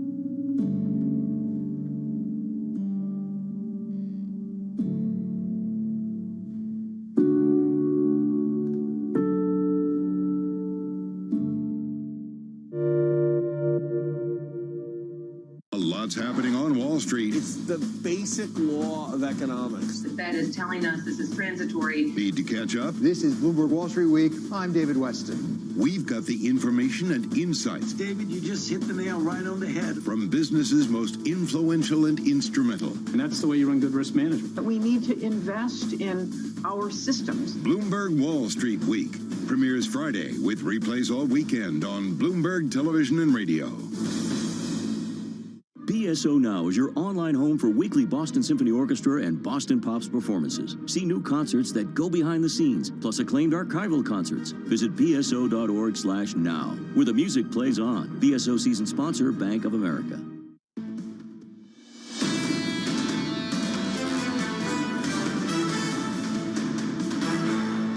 This is Bloomberg Surveillance Early Edition. I'm Caitlin Lyons with Matt Miller in New York and Anna Edwards in London. Well, Russian Foreign Minister Sergei Lavrov will discuss the Ukraine crisis with U.S. Secretary of State Antony Blinken next week in Europe. This is as President Biden warns that the probability of a Russian invasion of Ukraine remains, quote, very high. Moscow, of course, denies it has plans to attack its neighbor. Let's get to Bloomberg's Europe correspondent Maria Tadeo, who is in Brussels for us. Maria, there's been a lot of talks, a lot of conflicting claims. Where do we stand currently? Well, Kaylee, it is very difficult to read the situation. That is a takeaway that I've gotten from every official that I've spoken with in Brussels over the past 24 hours. So you say that right now, Russia is engaging in escalation, de-escalation, meaning it is still very much engaged in the diplomatic way. We know that there's going to be a meeting at some point next week between the U.S. Secretary of State and Sergei Lavrov. But at the same time, when you look at the intel coming out of NATO and the European allies, they say that they see an increase in the military deployments. They also worry very much about the situation in Belarus, where the leader of Belarus, as you know, Lukashenko, is now saying that he would be very happy to host more weapons in the country if it was needed. And of course, a big question at this point, particularly from the Baltic states, is whether or not NATO and de facto the U.S. needs to send even more troops. I'm sure the Latvian defense minister is going to have big thoughts on that. Maria, thank you very much. Yeah, let's get to that now. That's Bloomberg's Maria Tadeo in Brussels. And joining us now is the Latvian Defense Minister, Minister Artis Pabriks. Minister, thank you so much for joining us. I see that we are monitoring the news coming through from a press conference where the U.S. Defense Secretary Lloyd Austin is speaking. He's saying the U.S. is committed to NATO's Article 5 and will defend allies. If that's the case, Minister, do you think that the U.S. needs to send more troops to Europe? Well, I believe that there should be a two-way road. First of all, there is always welcome larger U.S. presence in European continent. And secondly, it's always welcome that European countries are also themselves more investing in real capabilities. So this will be a permanent request because, as we could see from the Russian behavior, even if we will avoid the war between Russia and Ukraine, the tensions between the West and Putin's regime will remain for the nearest future. So you think the tensions remain. What do you think can be achieved still, Minister, with talks? We understand that the US and Russia are going to speak towards the end of next week. Are you still hopeful that something can be achieved through dialogue? Well, hope, of course, dies last, but we must understand that up to now we have been speaking in a little bit different languages. The Russian strategy for this dialogue is always behind every word to have also a military force. They try to provoke Ukrainians with a shelling like we could see yesterday and also today. They probably will be capable also to put nuclear heads in Belarus. They will exercise under the direct supervision of Putin on Saturdays their nuclear capabilities. So what they would like to attain is probably they want to see that the West is blinking. This time, we can't blink. We must tell that we want peace, but listen, if you will continue to pressure us, we have a lot of responses what we can put on our side. This should be our strategy. Russians are not stupid people. They are tactically brilliant negotiators. When they will see that our words are really going together with our deeds, they might get to their senses again. Well, talking of words that match up with deeds, Minister, how do you view the Kremlin's claims that they have begun to pull back troops and return them to their bases from the border with Ukraine? Well, we have no reason to believe officially controlled media because there are nothing which tells us that they would like to de-escalate. We have vice versa, even signs of more troops arriving and more troops preparing for hypothetical or possible invasion. In terms of, again, deeds matching with words, the Germans, I mean, they're not even really talking that tough, to be honest. What do you think of their position, especially vis-a-vis, buying and being reliant on Russian energy? Well, I would say, and we never hid that German reliance on Nord Stream 1 and Nord Stream 2 is a mistake which hurts whole European continent.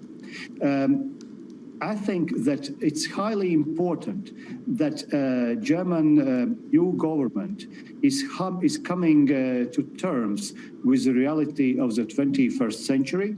And this reality requires, of course, that Germans are becoming more proactive as far as security, as far as the defense. And I'm telling this as a big German friend, because I believe the Germans, of course, are doing a lot of job. But the problem is that they need also to change the view of their society. And this cannot be done by politicians who are going behind the public opinion. It can be done by politicians who are trying to shape public opinion. So do you think... So Germany is not... Yes? So do you think then that Chancellor Scholz is going to take a different position on Nord Stream 2 than Chancellor Merkel did? I think we should continue to tell our German allies that Nord Stream 2 is only one item which is irritating many partners and friends and neighbors of Germany. But there are many other things where Germans could be much more active. We have a solidarity, we have a common positions. No doubt that Germany is standing with their allies, but Germany as a country can do much more if we speak about security, defense, and development also of German Bundeswehr, German army. And finally, Minister, obviously Latvia shares a border with Belarus. Have you had any issues, escalated tensions on that border? The current situation is as follows. We are experiencing already for last 4 or 5 months a hybrid migrant attacks which are organized by Lukashenko regime under the provision or under the guardianship of Moscow. And we also observed that in the last days they are on a higher alert next to our borders. We are not afraid of invasion. We know that they are at this moment concentrating all their forces in Belarus at the Ukrainian border. But Ukraine is an ally outside the alliance. If Ukraine falls, the pressure on the West, pressure on Europe, and pressure on us, Baltic countries, will only increase. Are you still planning, Minister, to deliver missiles to Ukraine? Russia has pledged to retaliate against the West if more weapons arrive in Ukraine and wants some of them sent back. Are you still planning to send missiles? Certainly we will do this because we believe that every country, every nation, every person has a right to defend its freedoms. And I think that the West should not be bullied by such Russian approach. We should stay united and we should give all the help to Ukrainians to defend their families. Minister, thank you very much. Artis Pabriks, the Latvian Defence Minister. We should, of course, continue to point out that Russia has said it has no intentions of invading Ukraine. We'll continue to monitor the headlines as they come thick and fast from all of this heated diplomacy. Coming up on this programme, NatWest reporting profit that beat estimates. Part of our interview with the CEO of that UK-focused bank, Alison Rose. That's next. This is Bloomberg.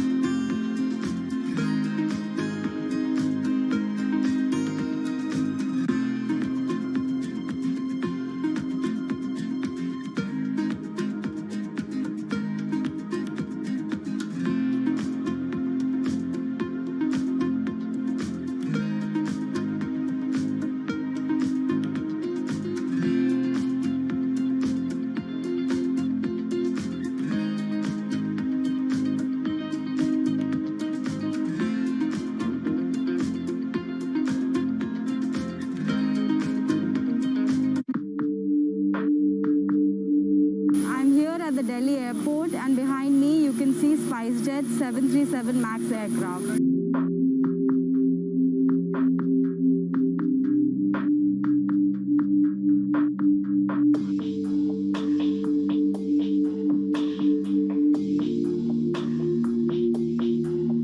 SpiceJet Chairman Ajay Singh earlier today said that Boeing is going to compensate SpiceJet in form of cash and aircraft.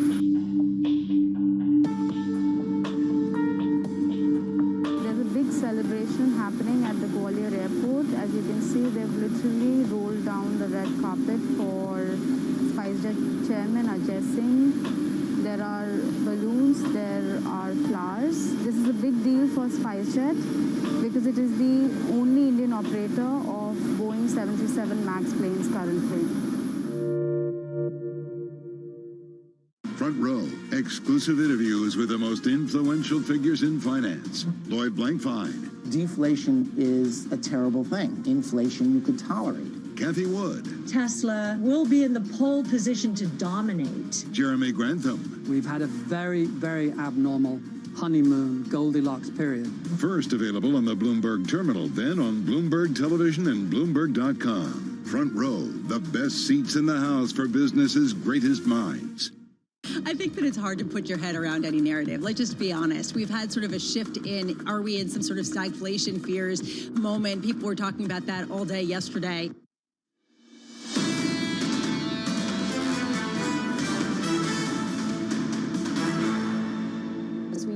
As we sit here today, our book is very strongly secured, 94% secured in terms of the shape of our book. It's well diversified, and our customers are performing well with very, very low levels of distress, which, given the pandemic that we've come through and the economic recovery we're now coming into, is, I think, a really resilient performance, particularly by UK businesses as they've managed through the pandemic. We're very conscious, however, we're going into a rising inflation rate environment, so we're keeping a close eye on things.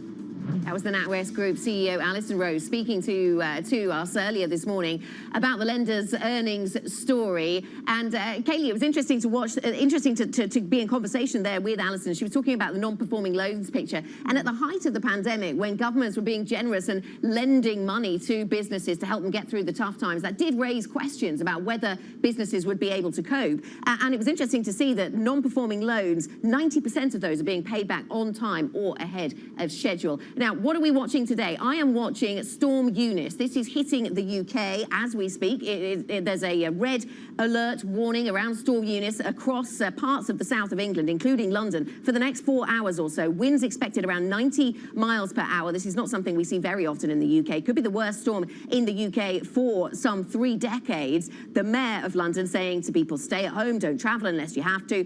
Transport delays and disruption already part of the story here in other parts of the UK as this storm rolls in, starting in the southwest of England. Matt, what are you watching? Well, it's Friday, so I'm going to go over to Pharaoh's house after surveillance, and we're going to watch just a slew of Fed speakers. He's got a projector. He's got one of those old-school, old-timey popcorn machines.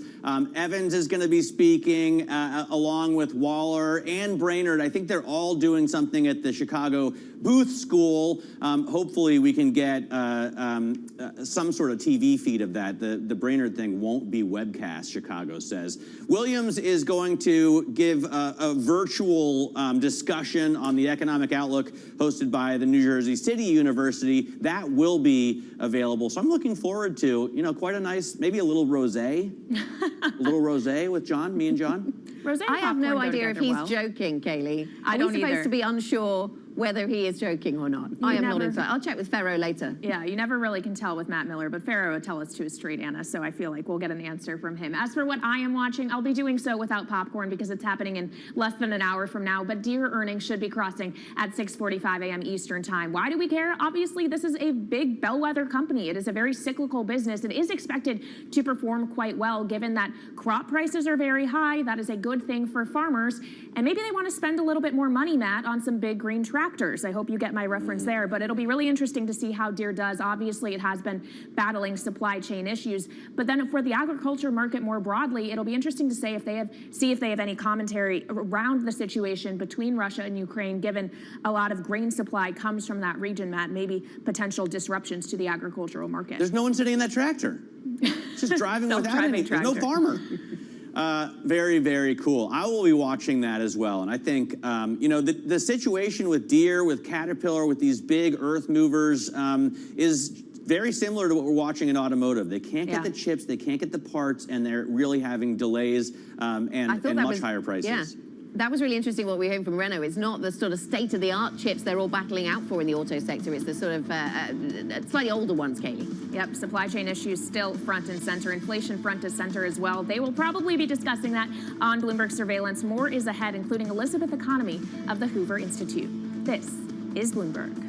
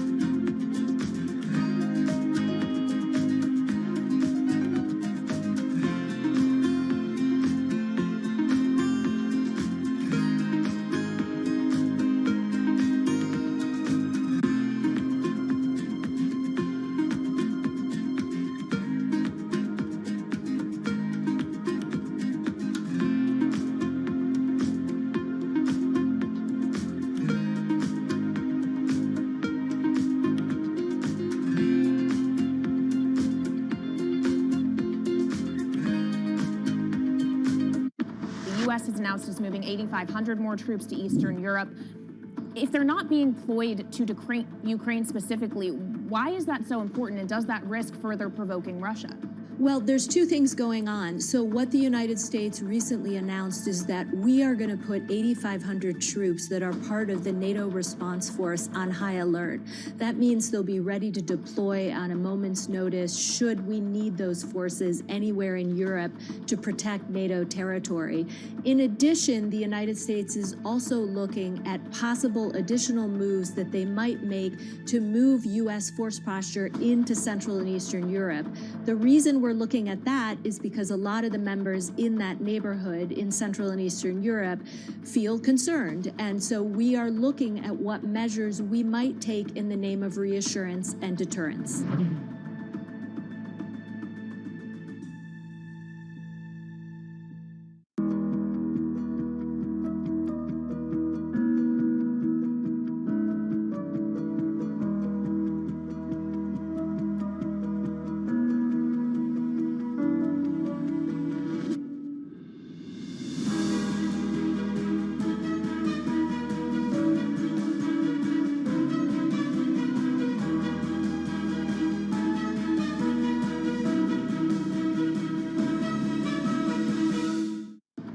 Capital markets can really help the shift to sustainable and decarbonized global economy. What are you noticing in that as ESG is now the buzzword literally everywhere? It is definitely the topic of conversation in most meetings I have with company CEOs, with investors, with industry groups. It's amazing.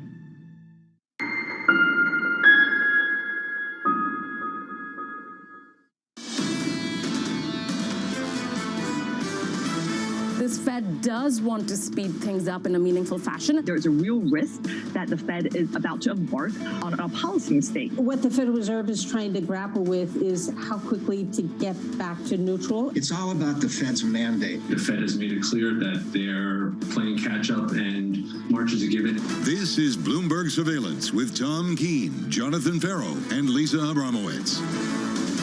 We've got a bounce here from New York City for our audience worldwide. Good morning, good morning. This is Bloomberg Surveillance Live on TV and radio alongside Tom Keene and Lisa Abramowitz. I'm Jonathan Ferro. Futures up 0.5%, TK. A meeting next week with Lavrov and Blinken. It's a better tape, but we're all glued to the phones watching the news flow out of Ukraine. We'll do that this morning, John. We'll talk about the guests here in a moment. But what a Friday, just to frame, John, where we are right now, deep into 2022. And we've heard from the Defense Secretary Lloyd Austin already this morning. His words echoing much of what we heard from yesterday. He sees more Russian forces moving into the border region. The Russians continue to deny any plans to invade Ukraine. Tom, as you were, whipsawed by headlines today, they're favorable for this equity market. In the nuances of the headlines, paragraph to paragraph of what's actually going on, I love what Greg Valliere publishes moments ago, John. It's almost like the U.S. knows what the Russians are thinking. That's food for thought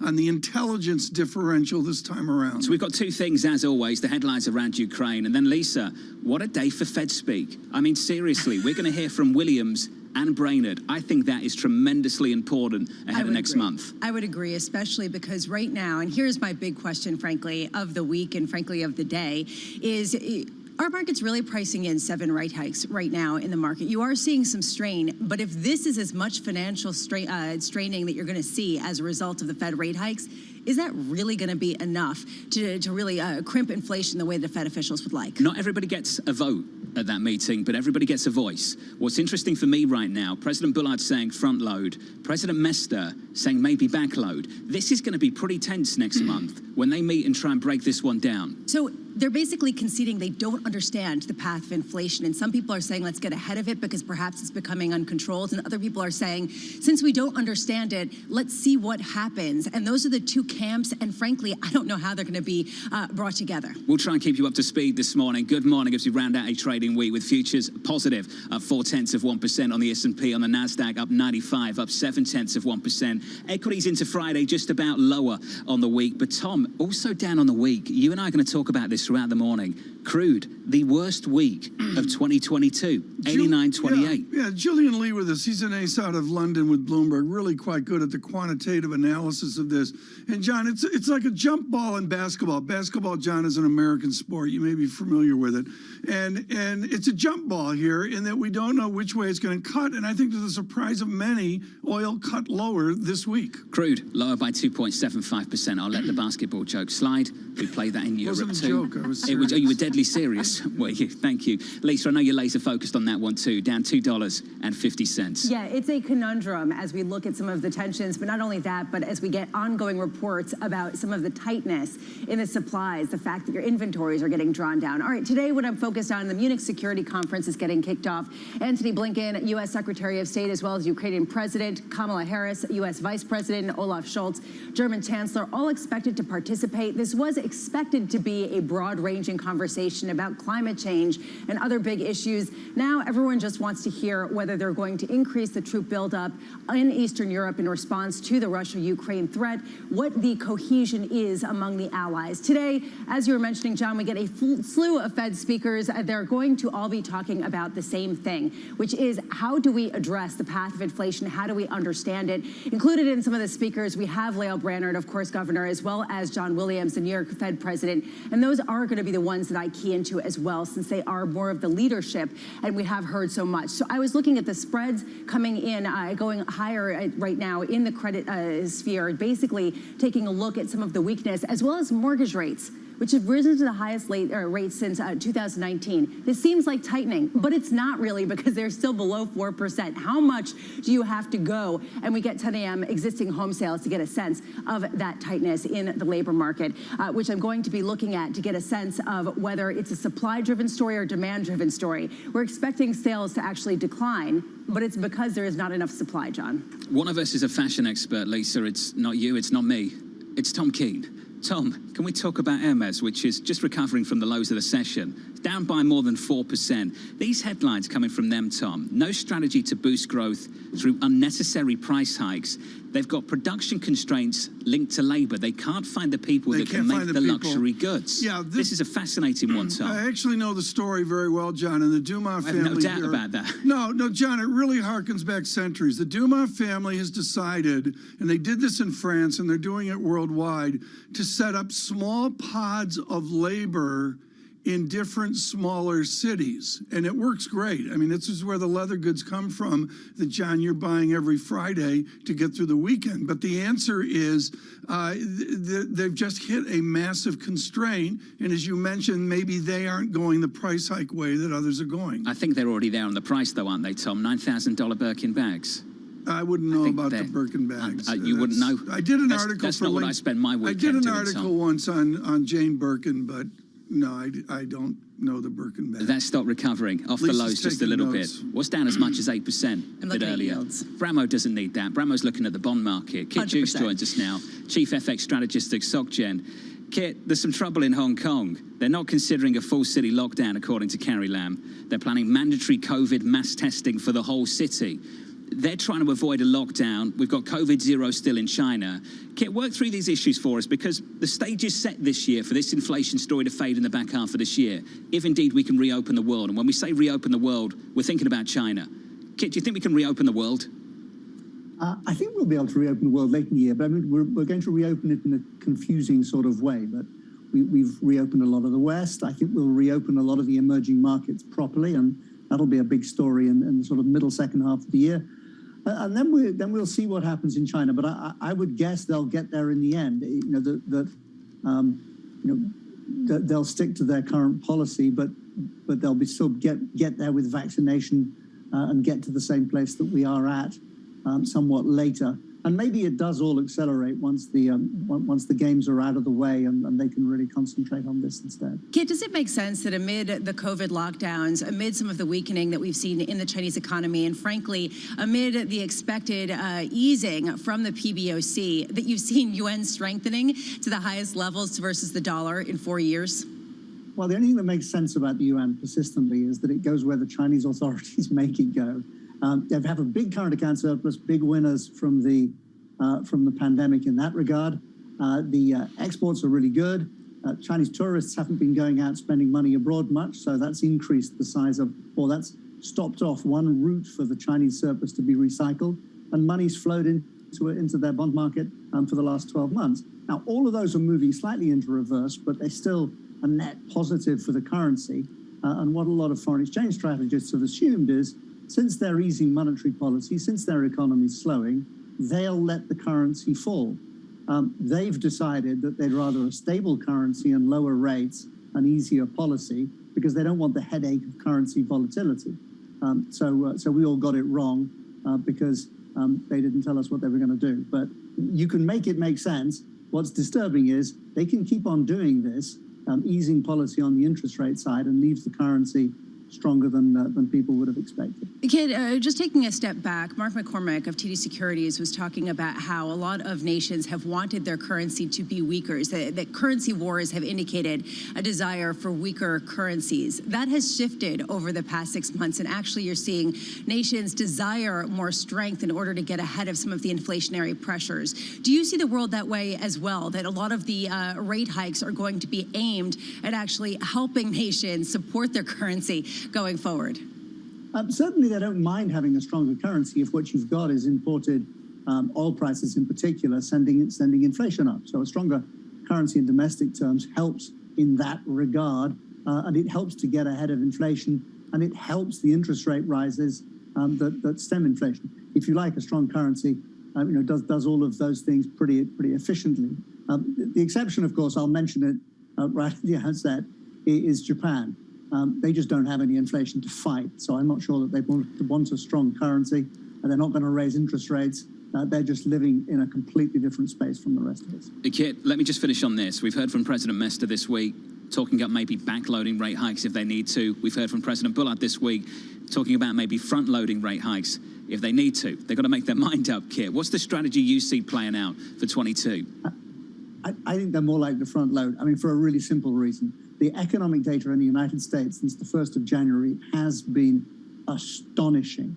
We look back at the payroll numbers, the industrial production numbers, the capacity utilization numbers, the retail sales numbers. I'm sure I've forgotten some, but they have been consistently strong enough to say this isn't all or even mostly about supply chains. You know, the labor market is really tight. The goods market's tight. There's ships parked outside Los Angeles harbor trying to deliver stuff for Americans. This thing needs weaker demand, and it would be better to get it done quickly, I think will be the conclusion, particularly the argument, I think, that if you need to get to above neutral and you think neutral's up somewhere above 2, best find out early. Kit, just quickly, final one from me. How much do Spurs lose by this weekend? Oh, thank you. I don't mind what Spurs do so long as Arsenal win, John. Kit Jukes of SocGen. Brentford, I think, this weekend for you, Kit. Looking forward to the games. Thank you, sir. Thank you very much. The incoming mail on this, John, is crushing. I mean, do they win by 3 or 5 goals? I mean, it's going to be tough. I think you've lost your last 3, Tom, going into Man City this weekend. We've lost. It's the way the Tots have lost. They can't hold on to the lead. I agree with you. It's been rough. It's not even hold on to the lead. There's just no there. I mean, I'm not smart enough to understand it. Would you like to get to the there of the numbers we're seeing from the likes of Deere, Tom? I want to talk about Kit Jukes just mentioned, the word astonishing. We see it in John Deere with guidance up. Joe Feldman doesn't change his price target on Home Depot today, but he makes clear paragraph to paragraph he was wrong. Home Depot is killing it.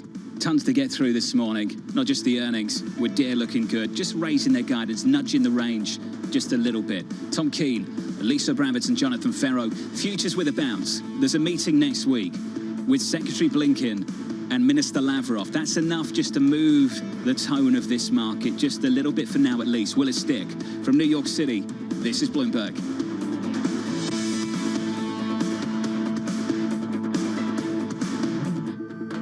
Keeping you up to date with news from around the world with the First Word News, I'm Leanne Gerrans. Russian Foreign Minister Sergei Lavrov will discuss the crisis in Ukraine with U.S. Secretary of State Antony Blinken next week in Europe.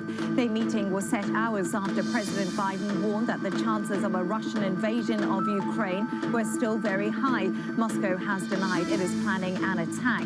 Cleveland Fed President Loretta Mester supports tightening policy at a faster pace if needed to fight inflation. In remarks, earmarks for a virtual event. Mester said it would be appropriate to raise interest rates next month and speed up the pace if inflation is not moderating. Mester said she expects inflation to remain above 2% this year and next. Hong Kong is delaying the election for chief executive while the city battles its worst outbreak of coronavirus. Chief Executive Carrie Lam says the vote will be moved from the 27th of March to the 8th of May. The election to fill her post is to be the first under a system drafted by Beijing. It bars most opposition activists from participating in the committee of 1,500 electors that selects the winner. We now have the price tag for one of the biggest trading debacles in the market meltdown of 2020. Allianz says it will take a charge of $4.2 billion due to the collapse of its Florida-based hedge funds. The German firm warned investors that there may be more pain to come. Allianz is facing multiple lawsuits and regulatory probes. Global news 24 hours a day on air and on Bloomberg Quick Take, powered by more than 2,700 journalists and analysts in more than 120 countries. I'm Leanne Gerrans. This is Bloomberg.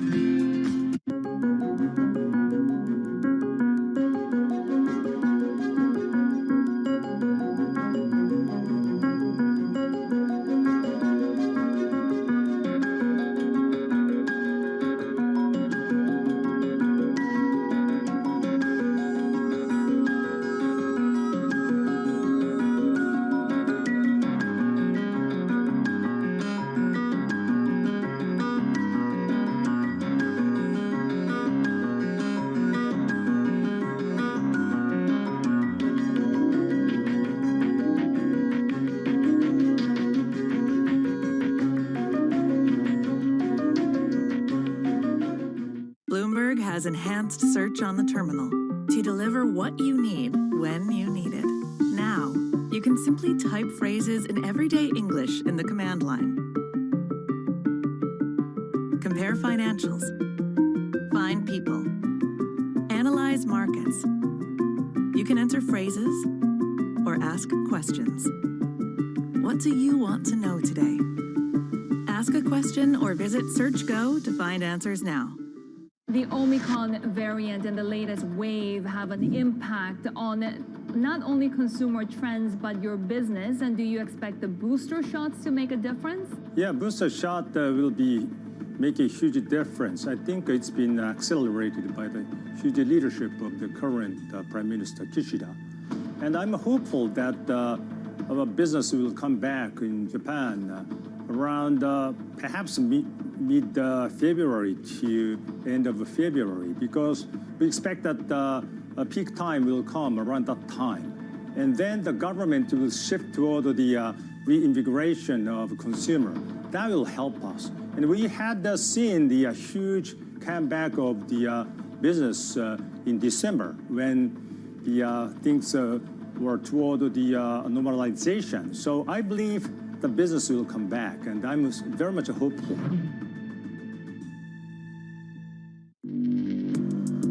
Access the financial world on demand. Hear from leading economists, policymakers, and industry experts via live and on-demand webinars, only from Bloomberg. Start exploring to see what's moving the markets. Visit Bloomberg.com webinars. Stocked early enough all these precious materials you were just mentioning, and we were on the lucky side that our prognosis was spot on in a way, forecasting what kind of material we would need and what quantity we would need. Season continues. To the metaverse, to Spotify, to Qualcomm and beyond. Bloomberg is fastest with the numbers and analysis. Peloton becoming a proxy for this pandemic. I think there's tremendous opportunity. Bloomberg, the fastest numbers and analysis you trust.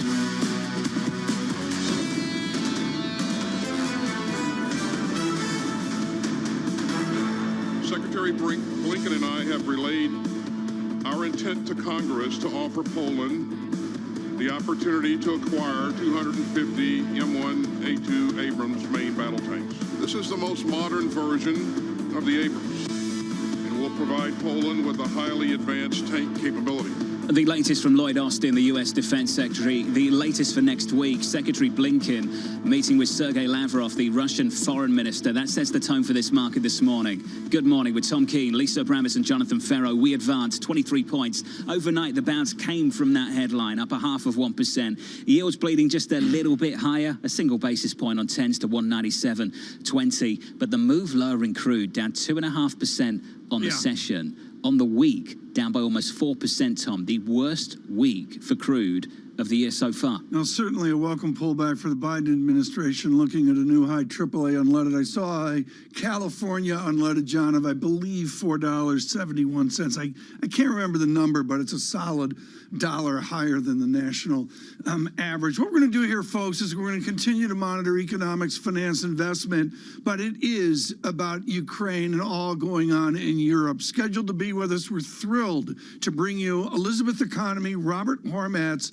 and later on, Seth Jones from CSIS will brief us and brief you into the weekend. We begin strong with Emily Wilkins in Washington. Emily, good morning to you. What is the agenda today for General Austin and also for the president as they look to Kiev? So General Austin, he is in Europe today, and he is actually planning to speak via phone with his Russian counterpart. We're going to see something similar from Secretary of State Anthony Blinken, who is going to be speaking with Sergei Lavrov, having a meeting with them later, or rather next week. And you're hearing Biden say that the diplomacy is still open, that that's the channel they want to use, that's what they want to continue as. But yet you're now hearing this dual messaging, Biden talking about diplomacy, while the Pentagon beginning to warn about this false flag attack, possibly a real or fake chemical weapons attack in Russia that will be used as their explanation to attack in Ukraine. Emily, you're a student of this. And General Austin, folks, out of West Point began with a storied 3rd Infantry in Europe, arguably the most prestigious infantry group that we have in the history of the United States Army. Emily, his fabric from his very beginning is just what he's mentioned, tanks in Poland. We're going to see more of that, aren't we? I mean, look, the U.S. is very much willing to help its allies in Europe. That has sort of been the central tenet of the Biden administration, shoring up with its allies. Troops have already been sent over there. Of course, the big question is then what happens with Ukraine. It's not a part of NATO. The U.S. has sort of held back on committing troops there. I mean, Biden even said Russia soldiers shooting at U.S. soldiers, that's the equation for another world war. And so it does sort of give to Biden's thinking about how he is looking at the area, looking at where Americans are and are not going to be involved. Emily, there was a lot of discussion under former President Trump about a fair share of troops from Europe. Is that still a discussion, or is that pretty much gone by the wayside and there still is appetite to boost the troop presence from the U.S. should that become necessary as part of the NATO alliance? I think President Biden does understand that Americans are tired to a certain extent of fighting in forever wars, on not having a clear path forward on where the power needs to be. I mean, if you look at President Biden's own agenda, where he really wants to be right now is focused on Beijing, focused on China, focused on that area of the world. But this buildup on the border has really forced his hand into focusing on this particular area. I mean, it's interesting to see what's going on in Congress right now. You initially had Democrats Democrats and Republicans say we're going to put forward a strong statement, going to put forward sanctions on Putin and Moscow, and yet that hasn't happened. Those talks have stalled over partisanship. They couldn't even get a simple resolution passed through the Senate because of various holdups. And so Washington and Biden, they're trying to put forward this strong message, but at the same point, there are these undercurrents that have kind of preventing them from getting as involved in the situation as they could have. Emily, I feel like this is an evergreen question, but is anything actually getting done right now in Washington, D.C. amid all of the rhetoric? Well, they passed a budget, or at least a continuing budget, so the government's not going to shut down for a few more weeks. But even then, I mean, this isn't a new budget. They're just continuing funding that was put in place by the Trump administration, something Democrats are not happy about. I mean, the unique thing about this spending package that we're all talking about is it contains these individual earmarks that lawmakers have requested for specific projects back in their home districts, things that are going to benefit the Americans that they work with every day.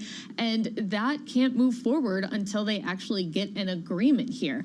But, you know, at least, I mean, you're right to point out the Build Back Better plan is stalled, voting rights is stalled. We don't know quite yet what the path forward is going to be with this U.S.-China competition bill. And so it'll be very interesting to see what President Biden talks about in his upcoming State of the Union address on March 1st, whether he either charts a new path for Congress to follow or whether he kind of pivots away and really just touts all of the accomplishments of the past year that his administration can claim. Just a few weeks away. Looking forward to it, Emily. Thank you. Emily Wilkins down in Washington, D.C. Liz Economy coming up shortly, Tom. I am really looking forward to this. Emily just mentioned China. This slipped under the radar a little bit earlier this week. Citi moving some staff, just half a dozen, not many, but some staff out of Hong Kong to Singapore. Tom, this is something you've raised again and again repeatedly over the last couple of months. You come out of Hong Kong, John, the first time, and you head south to Singapore, and it's something like in the vicinity of 20 minutes into the flight, you go, wait, it's that far away? Singapore is not next door. I can't emphasize that enough. And it's a tangible thing to move people down to Singapore. It's not routine. This around the tension at the moment between the likes of Carrie Lam and at the moment too, Lisa, President Xi Jinping on the handling of the pandemic in Hong Kong as cases start to pick up in a material way for that part of the world. And we've heard about mass testing now, mandatory mass testing in Hong Kong as sort of a concession to what Xi Jinping has requested from the region, which is still a zero COVID policy. Yet people are wondering, when is that going to actually take effect? And then if you have surging caseloads and people waiting in line to get tested, it could be an incubator for even more problems. So, you know, at what point does Xi Jinping have to start to tweak the zero COVID policy around the edges to be sustainable? And when we think about mandatory testing for all, can we just pause on this? Tom, that's 7.5 million people. Yeah. It's not a small town. It's 7.5 million people. It's very unique, and I'm as guilty of this as anything. It's not, you know, 4 blocks around the Mandarin Hotel. It is a huge, huge island nation, very complex. And, you know, every single pro we've talked to, including at Johns Hopkins, John, has said they're doing this wrong. Carrie Lam saying we need to expand isolation facilities in the next 8 to 10 days. This is heading in the wrong direction. Elizabeth Economy, Senior Fellow at the Hoover Institute, joining us very shortly. Futures right now up 0.5% on the S&P. On the NASDAQ up 0.7%. Geopolitics front and center, whipsawed from one headline to the next. Yields up a single basis point to 197.37, and crude again on the back foot, down by 2.6% to 89.42. With Tom Keene, Lisa Abramovitz and Jonathan Ferro this morning. Good morning to you all as we close out the trading week. This is Bloomberg.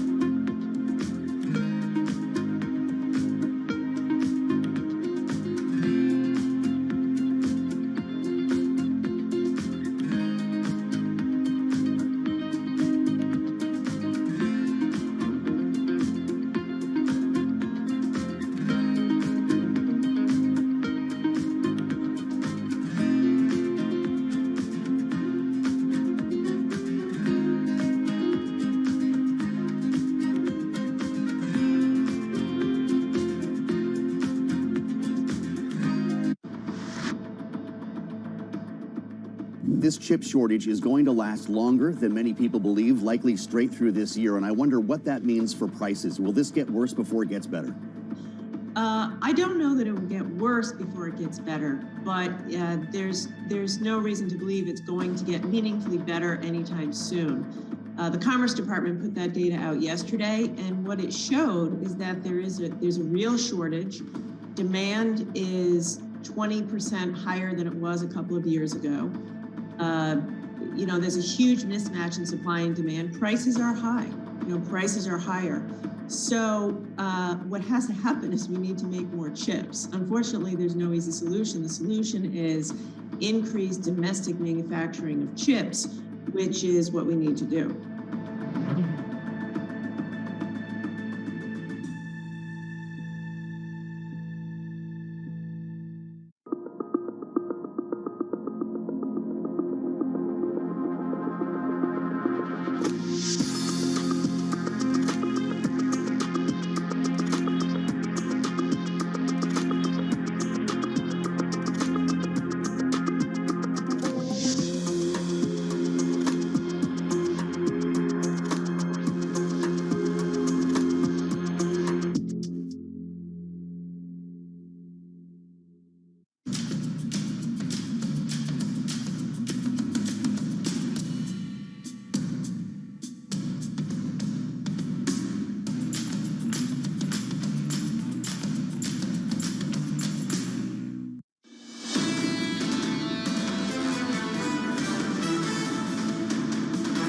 Went to bed last night with a meeting announced between Secretary Blinken and Foreign Minister Lavrov, enough to lift this market for now at least, up 0.5% on the S&P. On a week into Friday, just a nudge lower for the S&P. For the Nasdaq, the biggest one-day loss in about a week, down 0.75%, up 0.75% rather right now on the Nasdaq 100, down hard, down really hard in yesterday's session. We'll build on that in just a moment. What'd you say, Lisa? Super hard. Yeah. Super hard. Down hard. Super hard in yesterday's session. Maryland. It's live. I can't do this twice.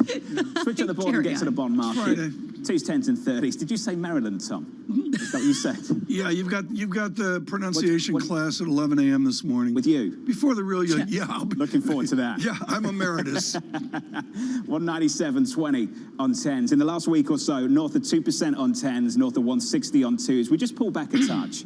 Nothing big on 10s at 197.20, but a real move lower on 2s if you think about where we have been in the last 1 week or so. 148.61 on 2s right now. Yields up a couple of basis points. Really interesting conversation evolving here between President Bullard, who's saying, let's front load some of this. Let's front load the rate hikes. And President Mester raising a prospect of maybe backloading them to see if inflation fades through the summer. Can't keep up right now, can you? No. I can't keep up with the commodity market, Tom. Let's finish on this. Crude over the last week. It's having its worst week of the year so far. WTI and Brent down by almost 4 percentage points. Well, WTI 89.50 and Brent just north of 90. I haven't done the work, John, but my suggestion is it's back to trend. We've got existing home sales coming out later this morning. Same thing. What's the price going to do? The goal is just to get it back to pandemic trend. We're not there yet. What do they say, Tom? Yellow lorry, and you repeat that all the time. What's the practice to pronounce things? Is that it? What's the other one, Tom? Lisa, I have no idea. Girl gargoyle. Boy, yeah. Do you do that in the morning? No. I just can't say Darby. Let's move on. That's different, Tom. That's easy. Crude just south of 90. Thank you. On WTI. Very good. We will leave it there, and we begin strong now with 3 guests this morning to help you get through the weekend and these momentous historic events in Europe. And part of that is the adjacency of China. I have a summer reading list, but with the events going on, you need a late winter and spring reading list. And it's real simple, I should say. You need to read Angela Stent and Elizabeth Economy. On Stent, it's Putin's world, and for Elizabeth Economy, it is the widely anticipated The World according to China. Her books have been definitive for decades. Dr. Economy joins us this morning with the Hoover Institute. Liz, congratulations on the new effort. At the bottom of the book, after the Olympics, after Ukraine, you talk about the China reset. What is the reset towards the Party Congress? The Party Congress, the 20th Party Congress is coming this fall, October, or perhaps November. Xi Jinping will likely be reselected for his 3rd term as General Secretary of the Communist Party. He has, amassed an enormous amount of institutional authority. ruthlessly rooted out his political enemies, whether in the Communist Party or, in the broader civil society. Say a word against Xi Jinping and you will be disappeared for 4 years or 18 years. And so this will mark, I think, the beginning of the third term for Xi Jinping, the third 5-year term. He's got, he's got an ambitious agenda ahead of him. Again, a robust Chinese Communist Party at the forefront of the political system, doubling per capita GDP by 2035, bolstering the PLA. So got to see what he's able to do. It's all great, but to be honest, you've been absolutely original in saying he's more fragile domestically than we perceive. Do you stand by that? Absolutely. I mean, I think we can look just back to that second month after the COVID pandemic broke out in China. And look at what happened on the internet when you had, a week or so of freedom on the internet, and you had, a million people and more calling for freedom of speech and criticizing the government. Of course, Xi Jinping went and hunted them all down afterward. But I think we have to be sort of attuned to the fact that just because we don't see dissent within the system, that it doesn't exist. Just because he's amassed institutional authority doesn't mean he has the full legitimacy that he would have if he were in, an electoral system. China is as polarized, even maybe more so than the United States, along gender lines, along ethnic lines. You have the battle between the entrepreneurs like Jack Ma, who are being crushed right now, and the bureaucratic class. And you have this, yawning gap in terms of income inequality. So I think we tend to focus on what Xi Jinping says, this grand vision of China reclaiming its centrality on the global stage. But you're very right to point to what's going on inside China and the kinds of challenges that Xi Jinping faces. Elizabeth, does it matter if public sentiment is souring on Xi Jinping, or is Xi Jinping's predominance over the entire region pretty much guaranteed regardless, and it just matters how hard he'll clamp down? So I think it does matter. I think, it doesn't matter in the sense I'm not predicting that you're going to have, mass protests on the Chinese street calling for the, downfall of Xi Jinping. But I think where it matters is that if you have enough headwinds, right, a really slowing Chinese economy, the international pressures that are coming to bear on China currently, right? He's created so many of his own problems with regard to countries, for example, in Europe or in parts of Asia. So if you have these headwinds coming, you can have people in the Chinese elite, other leaders who aren't happy about the direction in which China is moving the country, right? Again, this crackdown on the sort of what's been the most innovative and creative part of the Chinese economy, right? The fintech sector. You can have that sentiment, that broader popular sentiment can feed into sort of the other leaders' claim that something needs to change, that Xi Jinping needs to take a step back. So I think there can be a constellation of forces that could force change. Not predicting it, but I think we have to, again, remain attuned to the possibility. At the same time, right now we're looking at the mounting Russia-Ukrainian conflict, and sort of on the heels of this, you get this tightening relationship between Vladimir Putin and Xi Jinping, and this idea that if Russia is somehow cut off from the Western world, Xi Jinping could come to his rescue. How close is that alliance? Look, Russia and China have had a long history of working together, for example, in the United Nations, and really since 2014, we've seen the relationship become closer. Trade has increased slowly, but Russia remains a major arms supplier to China. They've increased the number and the scope of their joint military exercises. When Xi Jinping gave a speech in Moscow a couple of years back, he said that Putin was his best friend in the international community. And we saw, of course, yes, the joint statement during the Olympics, where they basically called for a new world order. And so I think the relationship is close. Doesn't mean that there aren't problems. Also, I think it bears noting that China's ambassador to Ukraine last month put a piece in the Ukrainian newspaper saying that China supported Ukrainian sovereignty. So I do think China would probably come in and backfill for Russia economically to help out. But I don't think that there's sort of undiluted support for any sort of Russian military action in Ukraine by the Chinese. Liz, I want to go back to the combination of Angela Stent's work at Brookings and your work as well. Angela Stent talks about the risk that we end up going back to Yalta in a tripolar international relations, where it is about America, Russia, and a nascent China. Is that what China wants? I mean, does China want a new Yalta where it's just a triangulation and that's it? I don't think so. I think China views, its rise on the global stage. Its hope is to surpass the United States. I think it looks at Russia largely as a junior partner in all of this. I mean, I think the Russian economy is about a tenth the size that of China, and so in many respects, I don't think that China looks at Russia as a completely equal partner. I think Xi Jinping's vision is focused, squarely on the future of China and China's efforts to reclaim centrality on the global stage. It's looking to redraw the map of the Asia Pacific to push the United States out as the regional hegemon, to embed Chinese values and policy preferences globally. To the extent that Russia supports China in that effort, to the extent that it bolsters China's efforts, I think China welcomes Russia's support. But I don't think it looks out at the world and thinks that there are going to be three equal partners sitting around a table: Russia, China, and the United States.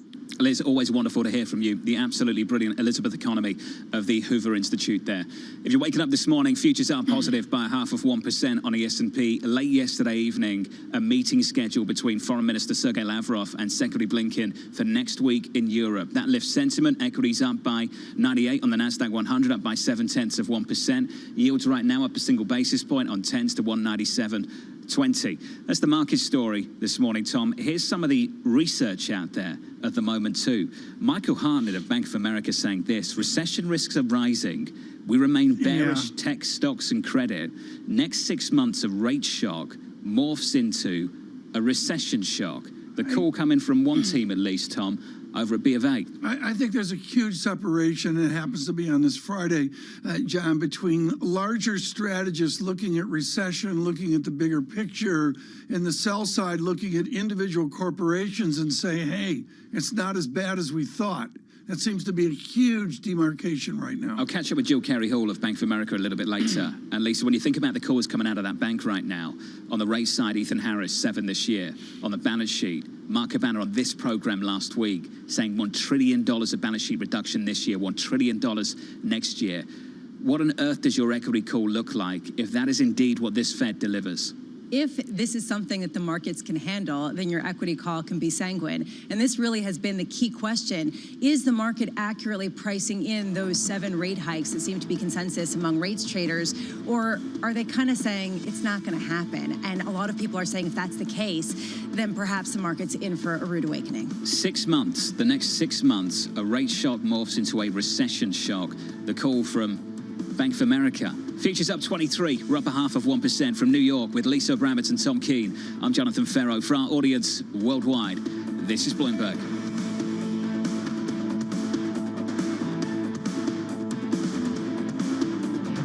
Keeping you up to date with